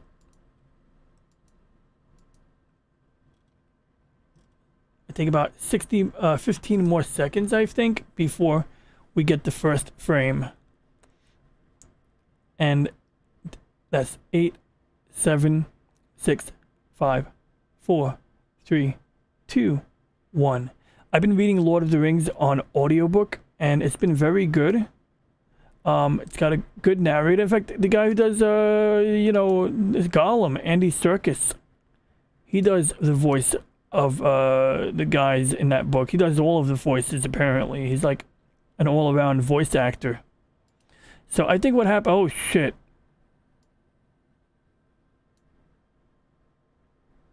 It's doing that thing again. See, it's yelling at me, saying that it was unable to make sufficient corrections. And it doesn't know why. It just speculated why. But I know why. I know precisely why. And I don't think it's going to work this time either. That star's going to drift. It's going to drift. And this thing's going to be like trying to compensate, but it's going to fail. And that's what the graph is saying right there. It's saying it's trying to compensate, but it's absolutely effing failing. And so this is usually the part where I say fuck it. And I park the mount. And then I unpark it. And I just kind of see if I get better results. And if I don't, I either pick a different target or I call it a night. Yeah, Staten Island is named after the bastard son of someone. I think the Duke of York. I think he's the bastard son. A guy named Stanton is the bastard son of the Duke of York.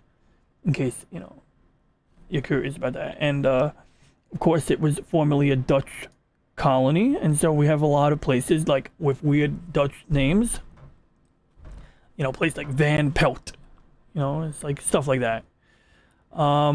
Obviously, I'm sure Staten Island has many interesting stereotypes. In fact, I think Staten Island has lots of mundane stereotypes.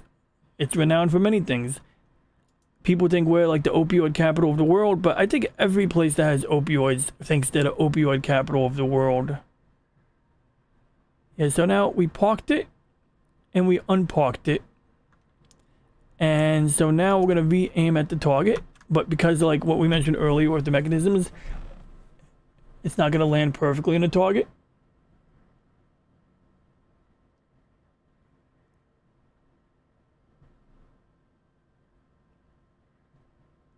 I think this looked way cooler back when I had a reflecting telescope. It would basically be like a flat orange can, like 8 inches wide, just like about yay long.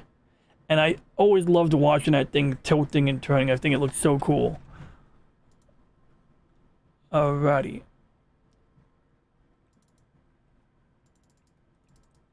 We're going to go back to a short exposure. Enough to get a star map.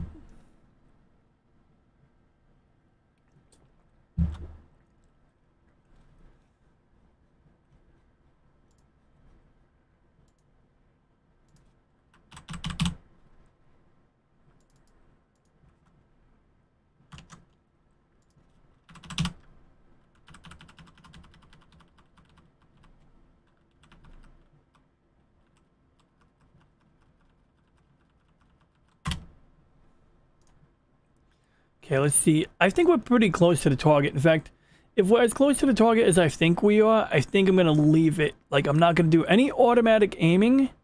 But here's what we want to know, right? Now, we want to know, will it do auto guiding? Will it, you know, guide? In fact, I think that's another theory. I think the way I'm using plate solving might be interfering with the mount and the auto guiding. So it may be as simple as some weird shit like that.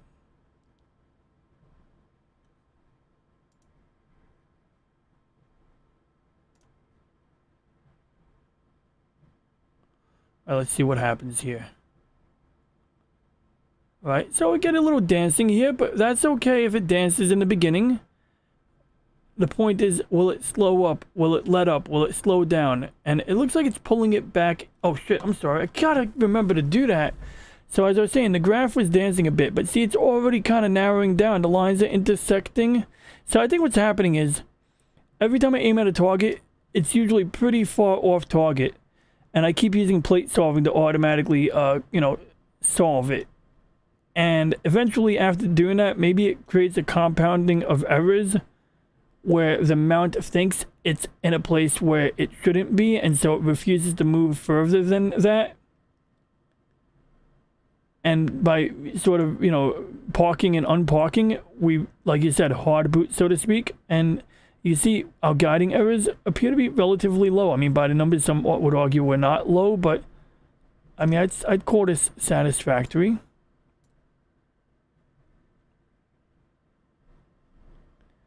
So with that, we're gonna go and dart back over to here and crank up our exposure time after doing a little refresherino.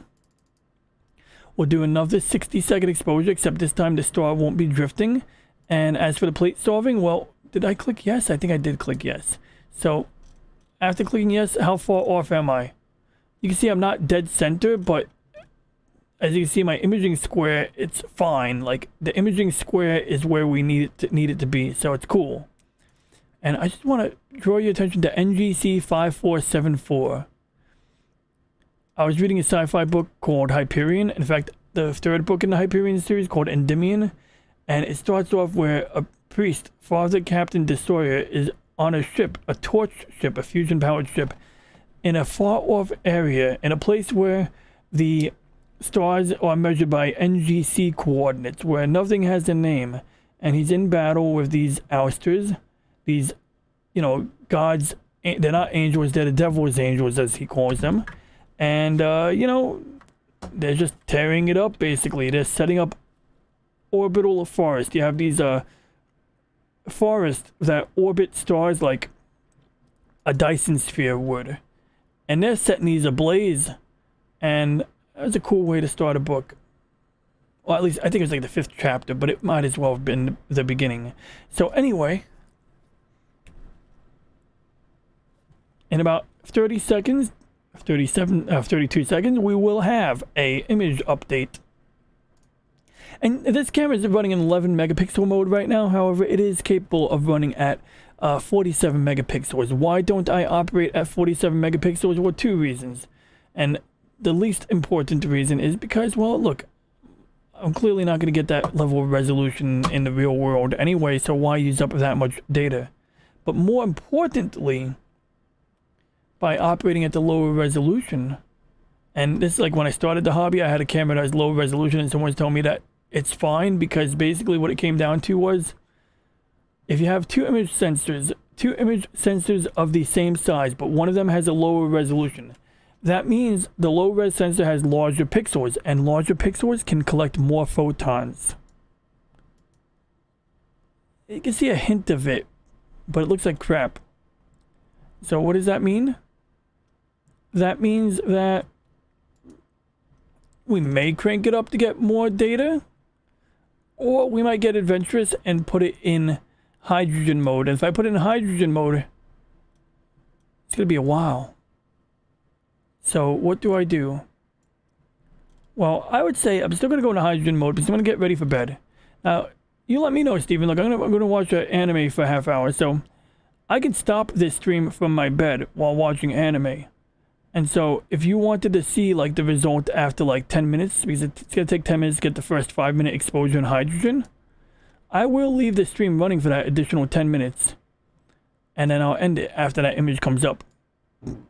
And if it fails, I'm still going to end it, because I'm not going to go get, because I can see myself going crazy, getting up and trying to make adjustments. I'm not going to do that. But I would be more than happy to do that, because I mean, we've been I've been at it this long, and if anybody watches this on the replay, I think it's going to be the same. They might want to see something at the end. Okay, so let's see here. Now we're in hydrogen, which blocks so much light that you get a very dark exposure. But all I need is to pick one bright star. I need to find the brightest star on the map, which apparently was like right there. I think I'm so zoomed out now I can't even see it.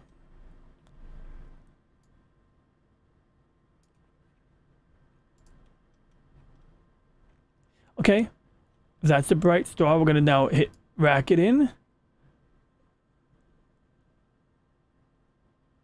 I might be streaming tomorrow night. I have a friend coming over tomorrow early evening to help me set up some network hardware, so if it's a really late night, I may not stream after that, but if he leaves early enough, I probably would.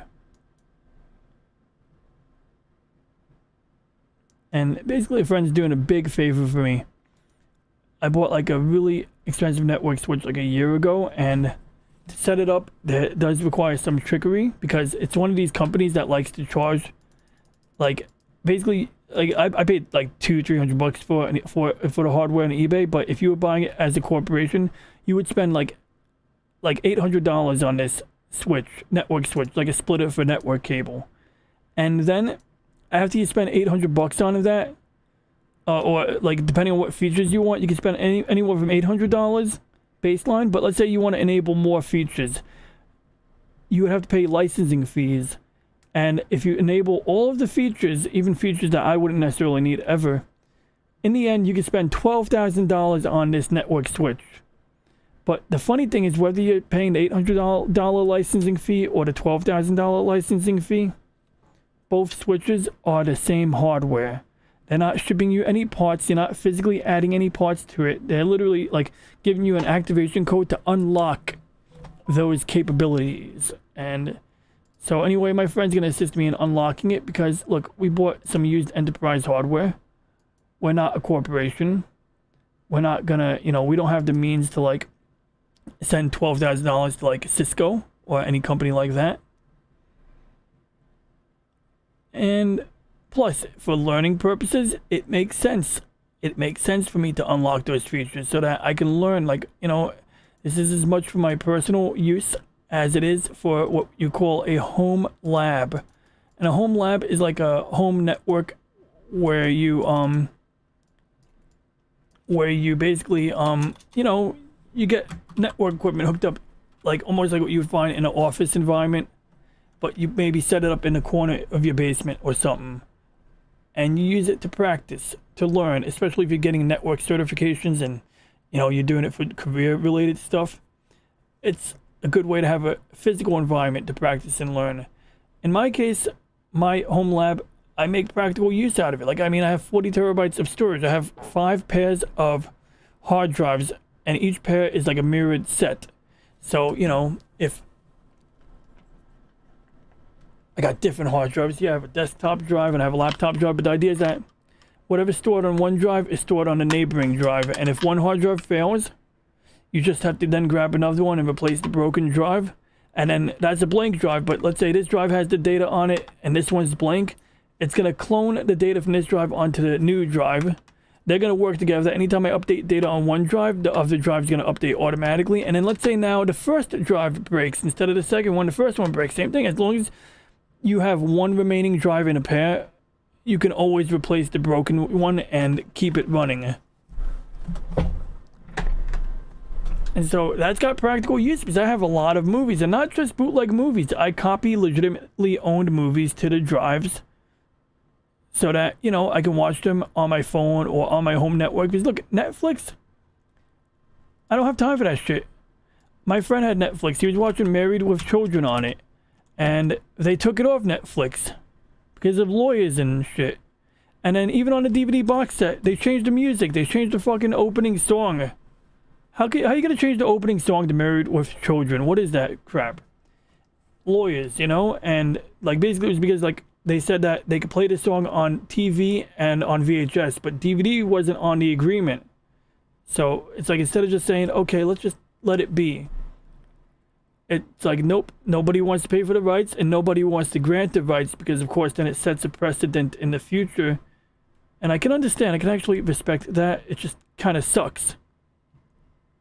But with my media library, I could take that DVD box set, copy it to my media library, and if I want to, I could replace the opening song with the correct song.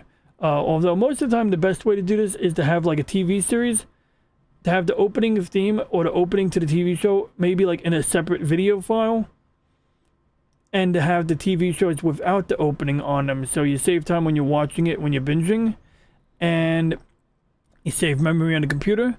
But let's say there's a different opening song for every season, or a different opening clip for every season of a TV show, then you're gonna at least have that. Or like with certain Japanese animes, even with the DVD Blu-ray versions, they'll actually have clean versions of the opening, so it'll be the opening but without the credits, so that's kind of cool when they do something like that.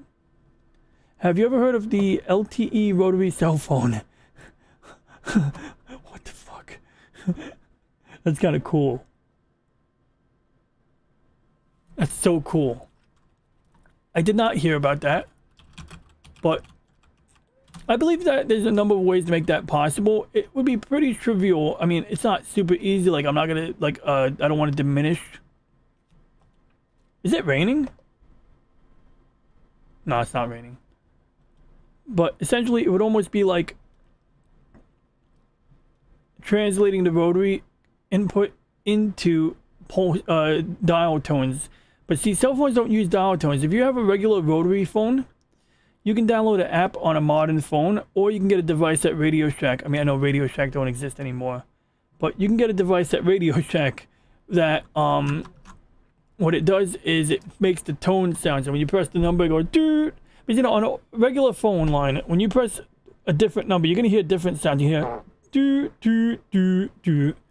And that's because the phone systems, especially the old ones, they literally are tuned to those sounds, and it knows what button you're pressing based on the tone of the sound. I mean, old phone systems worked off of tones. That's how Steve Jobs' friend, Wozniak, made the Blue Box so that they could make free long-distance calls to the Pope, because it made a certain frequency sound, frequency of 2600 hertz, and somehow this allowed them to, like, hack the Bell system or some shit. I'm definitely, like, not describing it right. I'm paraphrasing. I'm downright being inaccurate, but you get the idea.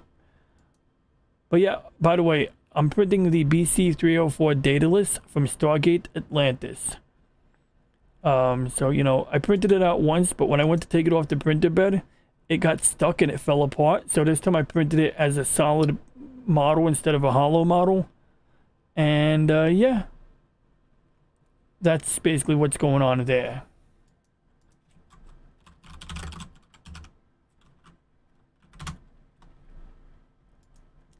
We gotta get this lady onto Zax's show. Smash or pass? Nah, I'm kidding. I don't want to disrespect. I'm sure she looks like a sweetheart.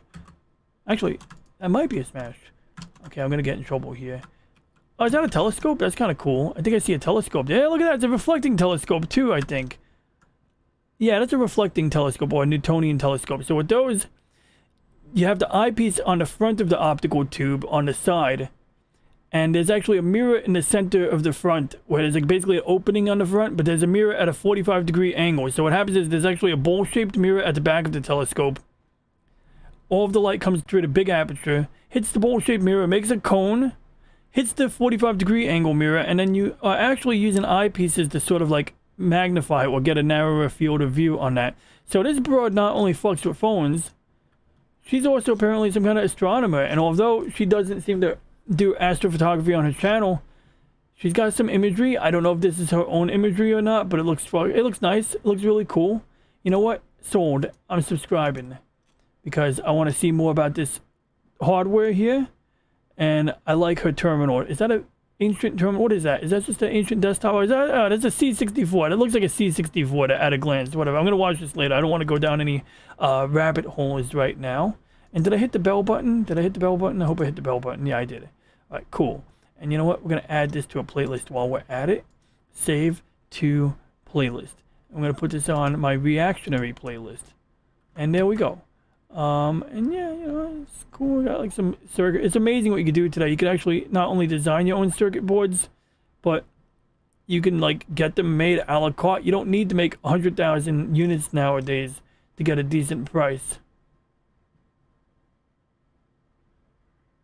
Oh, cool. I gotta watch this later. I don't want to watch it right now. It's once again rabbit holes. But I will watch this because this is our friend, Mr. Dub. Mr. Snowdub. And I think Elon was a net positive for Twitter, but yeah, there was some issues. Like when that Eliza Blue Cheese thing happened, that was like a fucking red flag, you know? But, you know, I don't think, you know, what's the phrase? Don't let the perfect be the enemy of the good. Doesn't mean that you have to tolerate bullshit consistently, but at the same time, like, I think it's cool shit that Elon does, and like this Neuralink thing, I don't give a fuck. Like, I would give a fuck down the road because I do think there is potential for harm in Neuralink in particular. We are not, you know, AI is not what the movies make it out to be. But forget about AI. Imagine this. Imagine, you know, filling the gap what AI lacks and combining that with the brain. Neuralink can do that. And whether that means the individual can now use machine learning software to augment their mental capabilities, or a person's brain could be put to work or employed alongside a computer using machine learning to like essentially give the illusion of AI. That's where things get a little dicey, because then, me personally, if I was evil, what I would do is I would put a brain in a bottle. I would take a criminal and, put them in a tank, attach Neuralink equipment to their brain, and then hook that up to a computer using, advanced software, AI, machine learning, whatever you want to call it. And essentially, I would find a way to get inputs and outputs from the human brain, but to somehow enslave that person's mind or brain for computational workloads, perhaps, something like that, for things that a computer cannot do. A computer can do pattern recognition. A computer can do pattern recognition, but maybe you don't need pattern recognition. Maybe you need someone's mind to make a connection that a computer does not do, or that a machine learning or AI program cannot do. And maybe Neuralink can facilitate for doing that. And maybe you do that with prisoners. Maybe you do that with poor people or willing participants.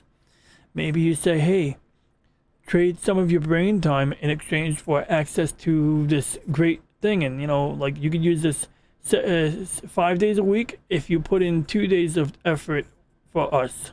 Or something like that. I'm making up ideas here. Yeah, I think overall, I'm a happy camper. I love when people at work, they were like, oh yeah, look at Elon, he's really fallen from grace with, everyone. But it's like, no, only the people who are like, whining about identity politics and bullshit. I think Elon's quite, on it. So you can see like bits of that spiral from the Pinwheel Galaxy. And just so you can see what I'm talking about. See, it looks like see that like stuff plat. Oh wait, I'm sorry, I did it again.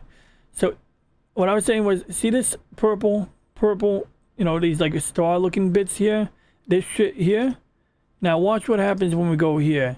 See, center of the galaxy, some shit here, some shit here. It's not great, and I don't know if this is the atmosphere or just bad luck. We're gonna set the thermal unit to negative 15 degrees. And I'm thinking that now that we know what a image in hydrogen alpha looks like after, 5 minutes,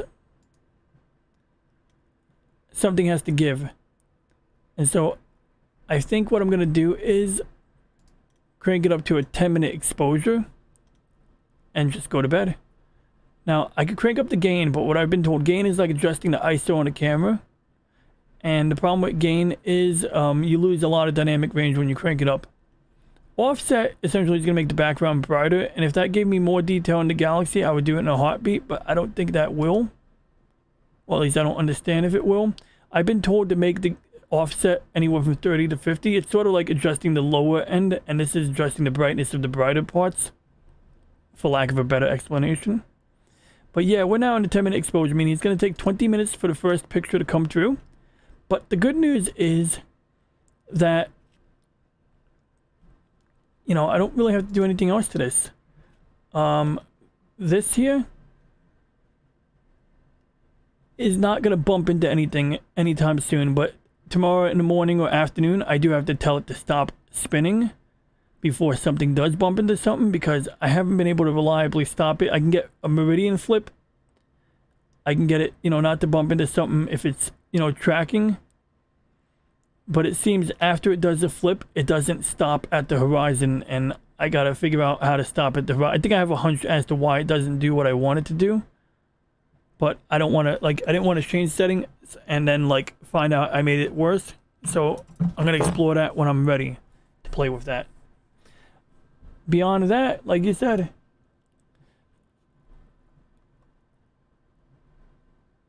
I'd love to think a book out of my head. Yeah, I mean, it has potential for telepathic communication or something like it. I do fear that if there is potential for real telepathic communication, that using augmentation might actually stunt our development in that regard. But on the other hand,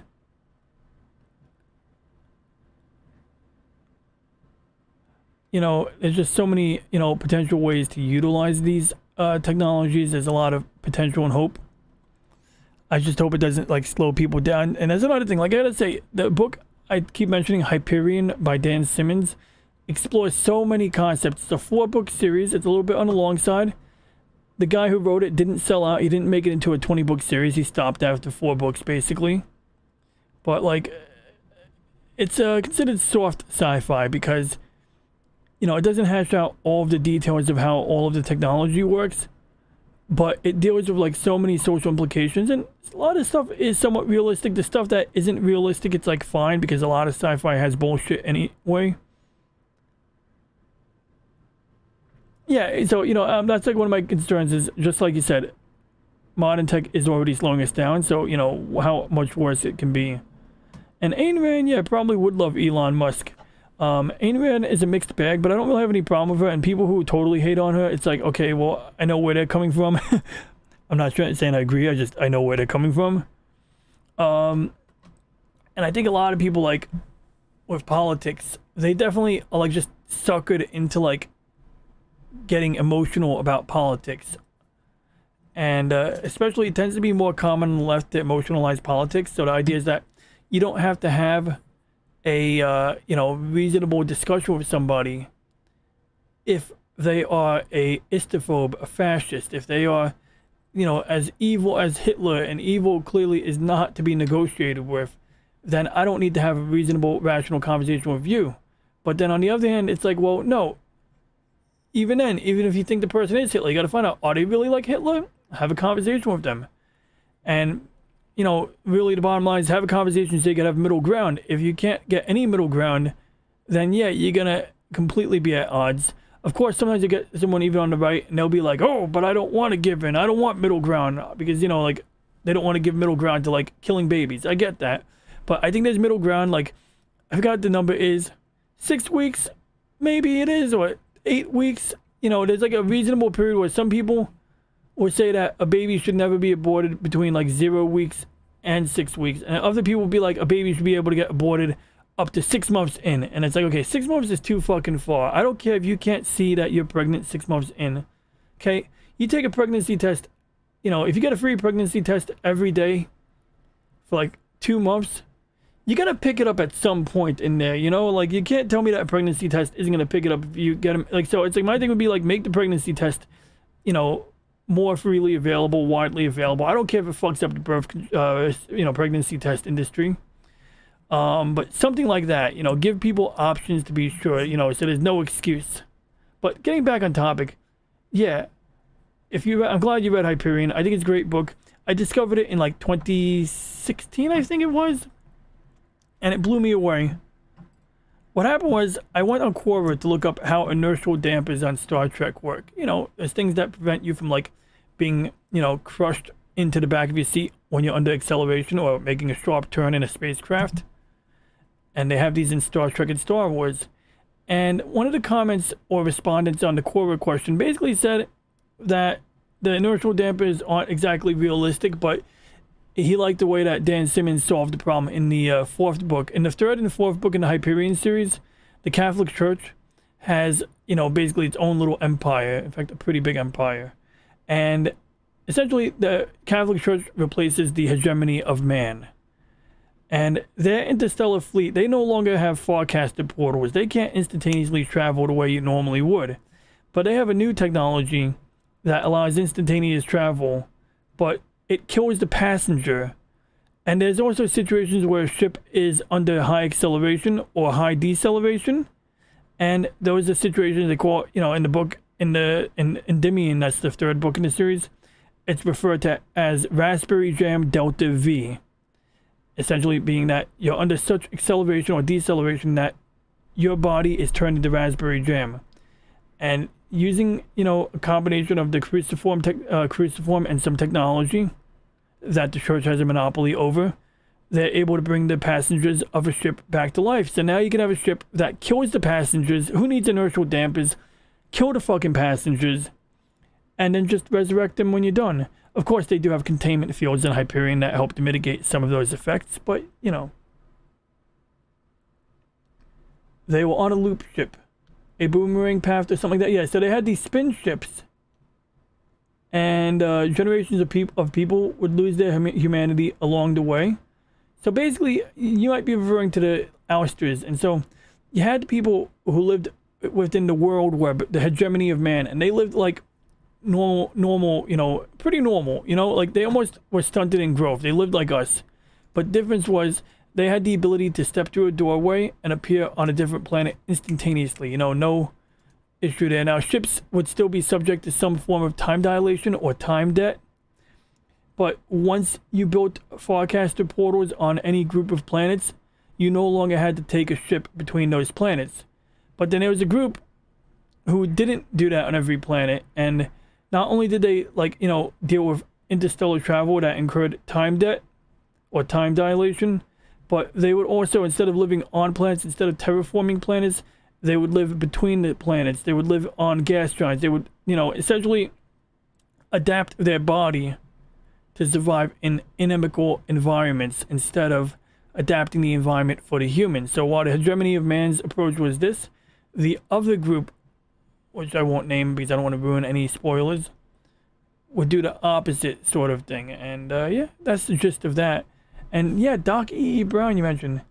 So you say you like Doc, you love Doc. I love Doc E.E. Brown. I'm sorry, Doc E.E. Smith. I don't like Doc Brown. So I see that you love Doc E.E. Smith's free drive. It creates an inertia bubble to cap its inertia, turning the ship into a feather in space. Interesting. I'm guessing that's not in the book I read. I read Skylark or Skylark of Space. Interesting book. Back then, the main thing was it predates atomic physics, but the idea was that there was this ability to use this chemical to make energy out of copper. Like you put this drop of chemical on copper and the penny flies 100 miles. And so they said, okay, well, we put a block of copper on our ship and we apply this chemical, whatever it was, we could, get a lot of lifting and propulsive force out of it. But due to the acceleration, the ship that Mr. Skylark built, whatever his name was, would use springs. Essentially, its inertial dampers were all, a bunch of springs and dampers. But what book was the free drive? And, before I leave, I want to take note how I might even pick up the book right now. What book is that free drive in? Do you remember the title of that off the top of your head? And if not, I'll just punch in his name and figure it out later.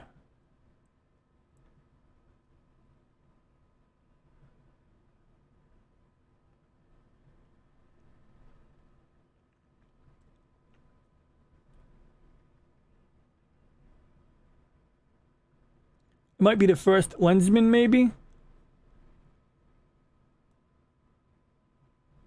In the not-too-distant future, while fleets of commercial spaceships travel between the planets of numerous solar systems, a traveler named Virgil Sams visits the planet Aricia. There, he becomes the first wearer of the lens, the almost living symbol of the forces of law and order. Dun dun dun dun dun. As the first lensman, Sams helps to form the Galactic Patrol, the best.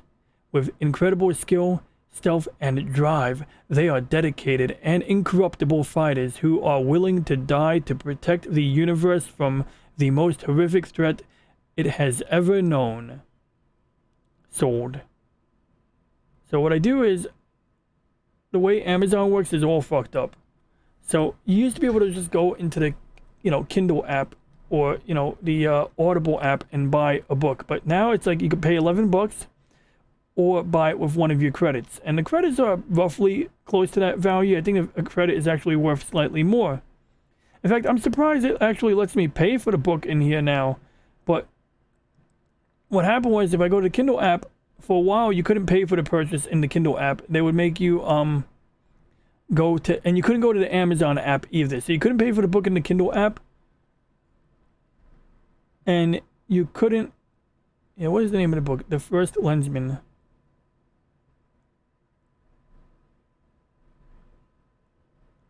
So unfortunately, there's like 3 versions of this book here. Okay, that's book 2 or 5.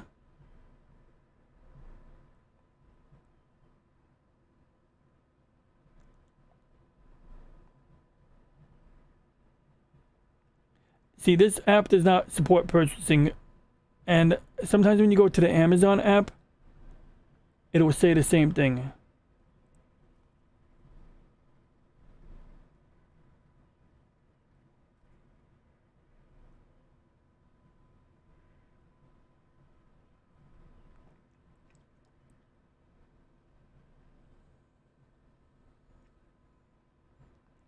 So I think this was the audiobook that I was just looking at. And that's book 1 of the series, I believe. And it should tell me right here.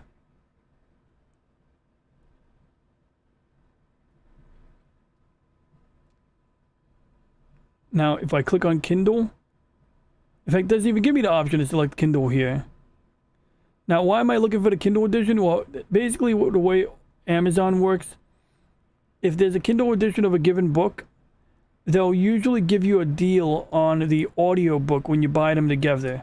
So it's 99 cents for the book, and then sometimes they'll actually like let you get a discount on the audiobook if you buy them together. In this case, it looks like that's not the case.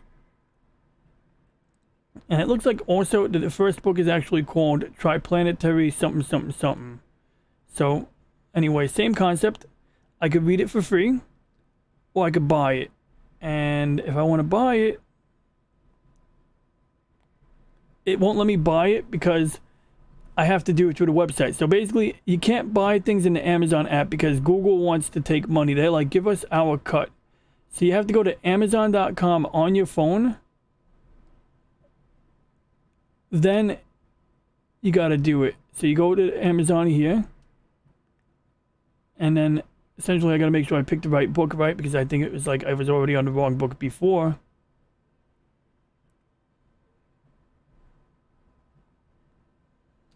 Sometimes they mess things up. What they do is they'll come out with a prequel and they'll tell you that the prequel is the first book in a series, even though it's really like a release that came way after.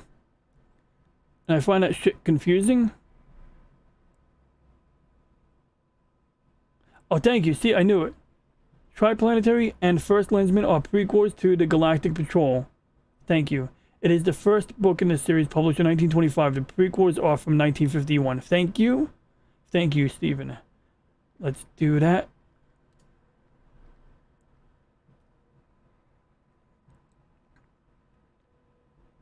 That makes a humongous difference. So anyway, yeah, if I was in the Audible app, I could pay with 1 credit, which I have as part of my Audible membership, or I could pay the $11. But if I go to Amazon.com, I mean the Amazon app, I can't buy at all. I see. So the prequel will cover the actual invention. So I'm going to start the first one and I'll go back. It's like, I think this is the way to go. So 99 cents for the book, and I could buy it right here. And sometimes they'll say the audiobook is available. In this case, it's so damn cheap. I can just get it for 99 cents. But let's take a look at the Kindle, the audiobook, because that's what I do. And basically, the audiobook is either $11.50 or 1 credit. And frankly, either one is fine. Because I think, like, see, the thing's like, Audible is so weird. You pay like $22 a month. So each credit is worth like $11. So sometimes, like, depending on how many credits you get, you'll get a lower price. And then you got to be careful, because like if they tell you that the book is only costing you $8 and you buy it with 1 credit, now you're going to use a credit that is valued at like $12 on an $8 book. So you're better off paying $8 for the book instead of you know, using a credit.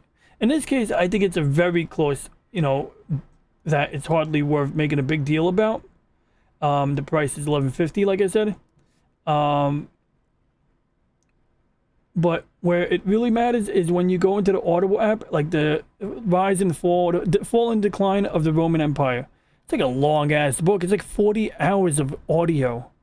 And to pay for the book, it's like $40 or 1 credit. So it's like, okay, well, 1 credit is worth about $12 and paying cash is $40. So even people who are religious, like, oh, I don't want a membership, I'll pay $40. I'd rather pay 40. It's like, why would you do that? Get the membership for like $12 a month. Get that one book with 1 credit. Cancel the membership, and you can still sign into Audible and still access it. Now, once in a while, if I really like a book, I'll copy it. I'll literally play the audio on my computer and I'll record it using Audacity. But that's just like so that I don't have to use Audible in the future if Audible ever went belly up. I have a lot of books that I have to copy. If Audible ever went belly up, I'd have a lot of hours of books. You can see I'm literally listening to Lord of the Rings and Rise of Endymion. I only ever listen to Endymion and Hyperion books on days off because I don't want to listen to it on a work night. I want to dedicate my brain to really enjoying that shit. But anyway, I digress. Let's see what else you have to say before I wrap this up. So, I appreciate this. So, bottom line is the Lensman series has a prequel, and that's, of course, the Triplanetary whatever. And, of course, the Lensman is parallel with Jedi. Oh, that's good to know. So, the lens is like Jedi. The people or whoever wields this force, it's like a force. The force. Alright? And you add that Triplanetary and the first Lensman are prequels to Galactic Patrol. It is the first book, and you said that already, I just wanted to reiterate that, published in 1925, and the prequels were added in the 1951. This guy is the granddad of space opera. His Galactic Patrol is the Federation of Planets. I've heard this, actually. So the reason I read Skylark was because I heard that Roddenberry was inspired by Doc E.E. Smith. But apparently I read the wrong book to find out what... He's like, I mean, sure, Skylark was good, but I didn't really see much of what inspired... I saw like a little bit, but I didn't see a whole lot of what inspired Star Trek in reading Skylark, But apparently this is what I should have been reading in order to, see what inspired Star Trek. And I most certainly will now. So that rocks. Thank you so much for the book recommendation. And you have the whole book collection on Audible and use credits for the whole thing. And that makes sense. Because if you're already paying for the membership, that makes sense. I'm not even sure if I made the best decision, but if anything, I lost 50 cents on the deal just now. But yeah, with that said, anything else? Any last words, Stephen Ransom, before I wrap this up? I'm almost certain that the telescope did not capture any imagery, but I will happily check to see if we captured anything on the view.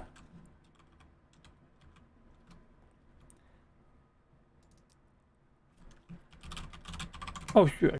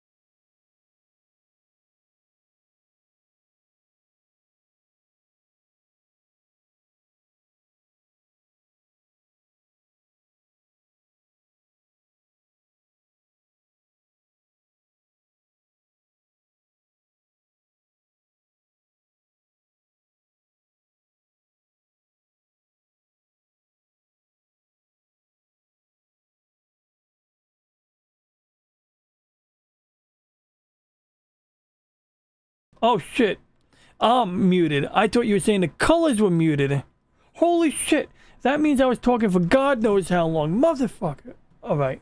So anyway, as I was saying, I don't know what I missed, but I just wanted to briefly say that the guy, Doc E. Smith, is the granddad of space opera. His Galactic Patrol is the Federation of Planets, and that you have his whole book collection on Audible, that you used Audible credits, that I may have lost 50 cents on the transaction today, so I'm not sure if I made the best decision, but I don't think I made a terrible decision. And that, I don't know if I said this earlier when I was unmuted, but basically that I read Skylark because I thought that was the book that inspired Star Trek, and then I found out that, just now I found out that the Galactic Patrol is what inspired Star Trek, and so I am glad that I learned that today. I'm looking forward to reading this because, yeah, when I read Skylark, I didn't see it. I was like, okay, I see a little bit of something here, but this isn't exactly looking like something that inspired Star Trek. But you're telling me now that it's this book. I read the synopsis, and I'm sure, yeah, this is the book. And I'm going to read, the original first book. And then I'll circle back to the prequels maybe after the second book or something like that, depending on how, attached to the ending of the first book I get. Yeah, for 1919, I mean, nonetheless, I was taken aback by, knowing how far back that book was written. For sure, a marvel. Like, the idea, that the ideas it touched upon, like, it wasn't terribly far off from what came to be in that regard. Some of it was hilarious, like the idea that these guys tried to experiment with the copper and then ends up blowing up the lab and like a multi-acre radius. It sounded like some shit that happened in Neon Genesis Evangelion. But then beyond that, what I was saying was, this is what we got after a 10-minute exposure of the Pinwheel Galaxy. You can see some of the spiral arms, you can see the galactic core, you can see a bit more of a spiral arm here. You see some of the spiral here and here. So, there's something there, but what I was saying earlier while muted was that there's so much haze in the air that maybe we'll get lucky while I'm sleeping and it'll clear up and I'll get some clear shots and more data from the galaxy will come through. And of course, the hydrogen filter blocks out a lot of data, so we might get better luck on a broadband filter, red, green, or blue. But the problem is, if there is haze in the atmosphere, as I'm suspecting right now, then we're also going to pick up a lot of that. And so essentially, we might get more data from the galaxy, but at the same time, we're going to pick up a lot of the background noise, a lot of the light pollution, the haze, the stuff we don't want. So essentially, we'll get more data, but we'll always get more undesirable data that will wash out the image, as opposed to this, where we might get a situation where we strike a balance and, we're able to punch through that interference. So with that being said, we'll let it roll. This telescope right here, this 500 millimeter, 100 millimeter aperture scope will operate. And with that said, like you said, get to bed and I shall proceed. So with that being said, thank you for watching. For anybody tuning in afterwards, please like and subscribe. If you have any questions, comments, or ideas, please leave a comment. And if you're watching in the chat right now, do hit that like button. And with that said, thank you for tuning in. Thank you for the good conversation. And we shall now end transmission on my mark.